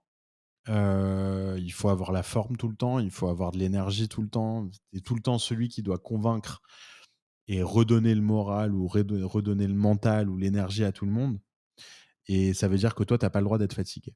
Tu vois? Tu as pas le droit d'être down et il se trouve que c'est pas mon profil. Moi, j'ai pas, j'ai un tempérament très, très optimiste, très positif, et tu demandes à mes équipes ici, je pense qu'ils m'ont jamais vu de mauvaise humeur ou énervé ou tu vois? Je prends toujours beaucoup de recul, très rapidement sur les choses. Hem, mais des fois, ça peut être difficile parce que des fois, tu as pas envie. Des fois, tu es, bah, comme tout le monde, en fait, tu as des coups down. Voilà, moi, ça m'arrive pas souvent, mais disons que ça peut arriver le matin de se réveiller et bon, bah, d'avoir un truc qui t'a embêté, pro ou perso et puis après, bah, tu as un all hands avec toute la team et puis c'est toi qui dois chauffer l'ambiance et bah, voilà, des fois, c'est un effort, c'est un effort. Hem, c'est peut-être le truc le plus difficile quand tu es CEO, c'est que je pense que tu as pas le droit d'être down et c'est pour ça qu'il y a des sujets de santé mentale, il y a des sujets de burn-out, il y a des sujets de déprime. Tu vois, on en parle de plus en plus. Voilà, moi, je suis pas sujet à ça. Je pense que tu as quand même des profils là-dedans et moi, c'est pas trop mon tempérament, mais c'est quand même quelque chose que Ouais, tu dois garder en tête. ça existe et puis, d'où moka.care.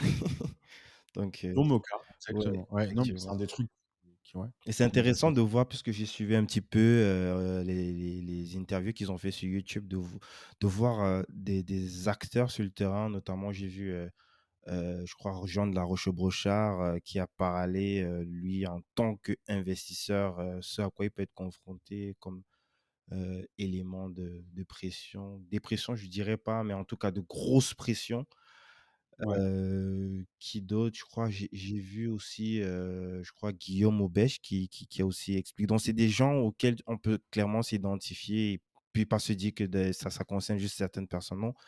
C'est en tant que chef d'entreprise, en tant qu'investisseur, en tant que salarié, donc c'est différentes formes de pression dont il faut, s'en rendre compte et puis, c'est possible d'à minima identifier, heu, lorsqu'on est au niveau de la ligne rouge, quoi. C'est pas évident, mais ouais, si on peut l'identifier, on peut parfois mettre une c'est pause ça, et avoir des outils c'est pour ça. Malheureusement, il faut passer par une phase, soit de déprime, soit de burn-out et cetera pour pouvoir l'identifier plus tard yes.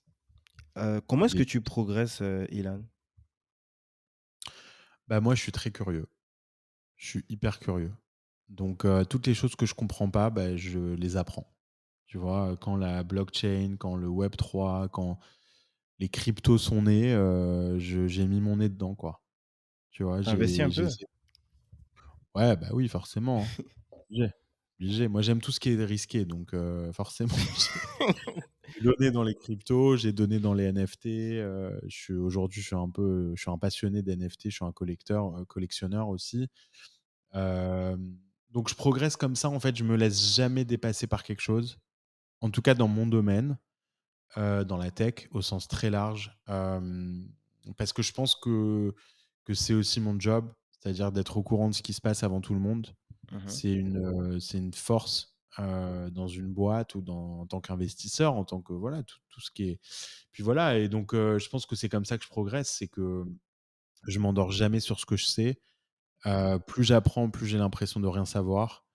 Plus j'étudie, plus je suis ignorant et j'en ai conscience et donc je m'endors jamais. Yes. Tu peux nous partager, un de tes plus, gros regrets dans ta vie? J'ai pas de regrets. Je regrette rien, vraiment. Non, je te jure, il y a rien qui me vient en tête parce que je te dis, quand tu as une philosophie de vie qui fait que tu sais que les choses qui t'arrivent bien ou mal, elles t'arrivent pour une raison et que tu comprends plus tard, bah, tu peux pas regretter les choses. Y a rien à regretter, en fait, c'est que ça devait se produire, donc vraiment, j'ai pas de regrets parce que je sais qu'on c'est des choses que j'aurais pas pu éviter. C'est quoi ta plus grande fierté? Mes enfants, mes enfants. Tu aurais, un bouquin à nous recommander? Bah, s'il y a un seul bouquin que tu devrais offrir à quelqu'un, ce serait lequel? Alors, il y a beaucoup, beaucoup de bouquins, en fait, que j'aime. Hem, non, en fait, je recommanderais pas de bouquins, tu vois, leçons de vie ou, des choses qui m'ont changé la vie ou non, par contre, des bouquins sympas à lire, récemment, j'en ai lu, au moins 2. Le premier, c'est, alors j'essaie de me rappeler du nom, c'est sur l'histoire d'Instagram. Hem, il s'appelle, hem, la journaliste s'appelle Sarah Meister, si mes souvenirs Mmh. sont bons. Enfin, je Ça peut retrouverai être le nom retrouvé, après. ouais. Ouais, et en fait, qui raconte toute l'histoire d'Instagram, de sa création, au rachat par Facebook, au post-rachat par Facebook, et cetera, avec des histoires incroyables de l'intérieur. Hem, on apprend beaucoup, en fait, sur la mentalité des gens, comment sont nés les réseaux sociaux, en fait, comment, les techniques, qui ont fait que ça a grossi aussi vite. J'ai beaucoup appris avec ce bouquin. Un autre, que j'ai adoré, qui est une histoire, romancée, mais qui est une histoire vraie, qui s'appelle American Kingpin, de Nick, Bilton, qui est sur l'histoire, en fait, bah, de cet entrepreneur, en fait, qui a monté le Amazon des drogues et des armes sur le dark web, et qui raconte toute l'histoire du début de la création de ce site, dans le dark web à sa capture. Et d'ailleurs, je sais qu'ils sont en train d'en faire un film, mais un livre passionnant, American Kingpin. Voilà, ça, c'est un de mes livres, favoris des dernières années. Yes, on va mettre tout ça en commentaire d'épisode. Est-ce que tu aurais un dernier mot pour cette génération? Quelque chose d'impérissable, une bouteille à la mer? Ouais, il faut tout faire par passion. Je pense que tu sois employé, entrepreneur, podcasteur, il faut faire que des choses qui te passionnent. Moi, c'est ce que je dis à mes enfants tout le temps et quand ils me demandent pourquoi, je leur dis que en fait, c'est la meilleure façon d'être meilleur que les autres. Pas meilleur pour, arriver premier, être meilleur pour avoir une vie qui te satisfait. Parce qu'en fait, on se satisfait pas d'être moyen dans la vie. Mmh. Sinon, on est malheureux, tu vois? Yes. Si tu es un average, job dans une average company, bon, tu le vois bien, les gens sont pas les plus heureux au monde ou alors ils s'en foutent de leur boulot. Tu vois? Et c'est un autre profil et c'est très bien aussi. Tu vois? Si ton boulot est moyennement important dans ta vie et que tu es heureux avec le reste, bon, bah, dans ce cas-là, c'est très bien. Par contre, là, je m'adresse juste effectivement aux gens pour qui le travail est important et le bonheur au travail est important. Bah, je pense que l'enjeu, c'est de réussir à trouver ce qui nous passionne, que ce soit un secteur d'activité, que ce soit, tu vois, des gens qui travaillent aujourd'hui dans climate change, tu vois, ou dans des Mmh. startups qui réseau bah, ça, c'est des gens passionnés. Tu vois? Ils ont vraiment envie de trouver des solutions là-dessus et je pense qu'eux, ils seront meilleurs que la moyenne et donc ils seront plus heureux que la moyenne. Ou que tu aies des talents en peinture, en design et que tu choisisses un métier qui soit là-dedans, ou que toute ta vie, tu aies eu envie de créer un projet ou un produit ou une boîte et ben, tu pars avec de l'avance, en fait, par rapport à la majorité des gens qui ne sont pas passionnés et voilà, ça, c'est le truc, je pense qui me en tout cas qui, moi, m'a toujours, interpellé et je ne fais rien qui ne me passionne pas. Donc voilà, on verra où j'en serai dans 10 ans ou dans 15 ans, mais en tout cas, aujourd'hui, je suis heureux grâce à ça. Yes, on a hâte de suivre ça. On te contacte où, Ilan? À LinkedIn, LinkedIn. Yes, ouais. On va mettre le lien en description et on va mettre aussi le lien, la nouvelle URL. Quand je tape là, ça me redirige directement sur dot.com, c'est parce que bon, le truc n'est pas Voilà, bah, ça, ce sera plus le cas au moment où on se parle normalement. parfait. Écoute Ilan, ce podcast s'appelle Débrouillard. C'est quoi pour toi un débrouillard? C'est quelqu'un qui trouve des raccourcis pour tout dans la vie. Ça, c'est une qualité exceptionnelle. Nice. Merci Ilan et j'ai hâte de faire un prochain enregistrement avec toi, mais directement à New York en présentiel. Eh ben, je t'attends. Parfait. Merci Guy. Merci encore. Merci à vous qui, là, on est presque à 2 heures d'enregistrement. Merci pour vos messages. Merci, de continuer de suivre des brouillards et c'est hyper important, abonnez-vous à la newsletter. Abonnez-vous aussi au podcast d'Ilan, lui à New York. Il va bien sûr, enregistrer des épisodes dans l'avenir. Il n'a pas complètement abandonné, mais on peut suivre, excuse-moi, j'ai oublié son prénom. Elsa de Elsa Seine. qui a repris le lead dessus avec de super guests et ce serait l'occasion d'avoir un petit peu une vision, panoramique des entrepreneurs qui sont, du côté des États-Unis, notamment à New York. Merci Elan et à très vite. Merci Guy, à bientôt.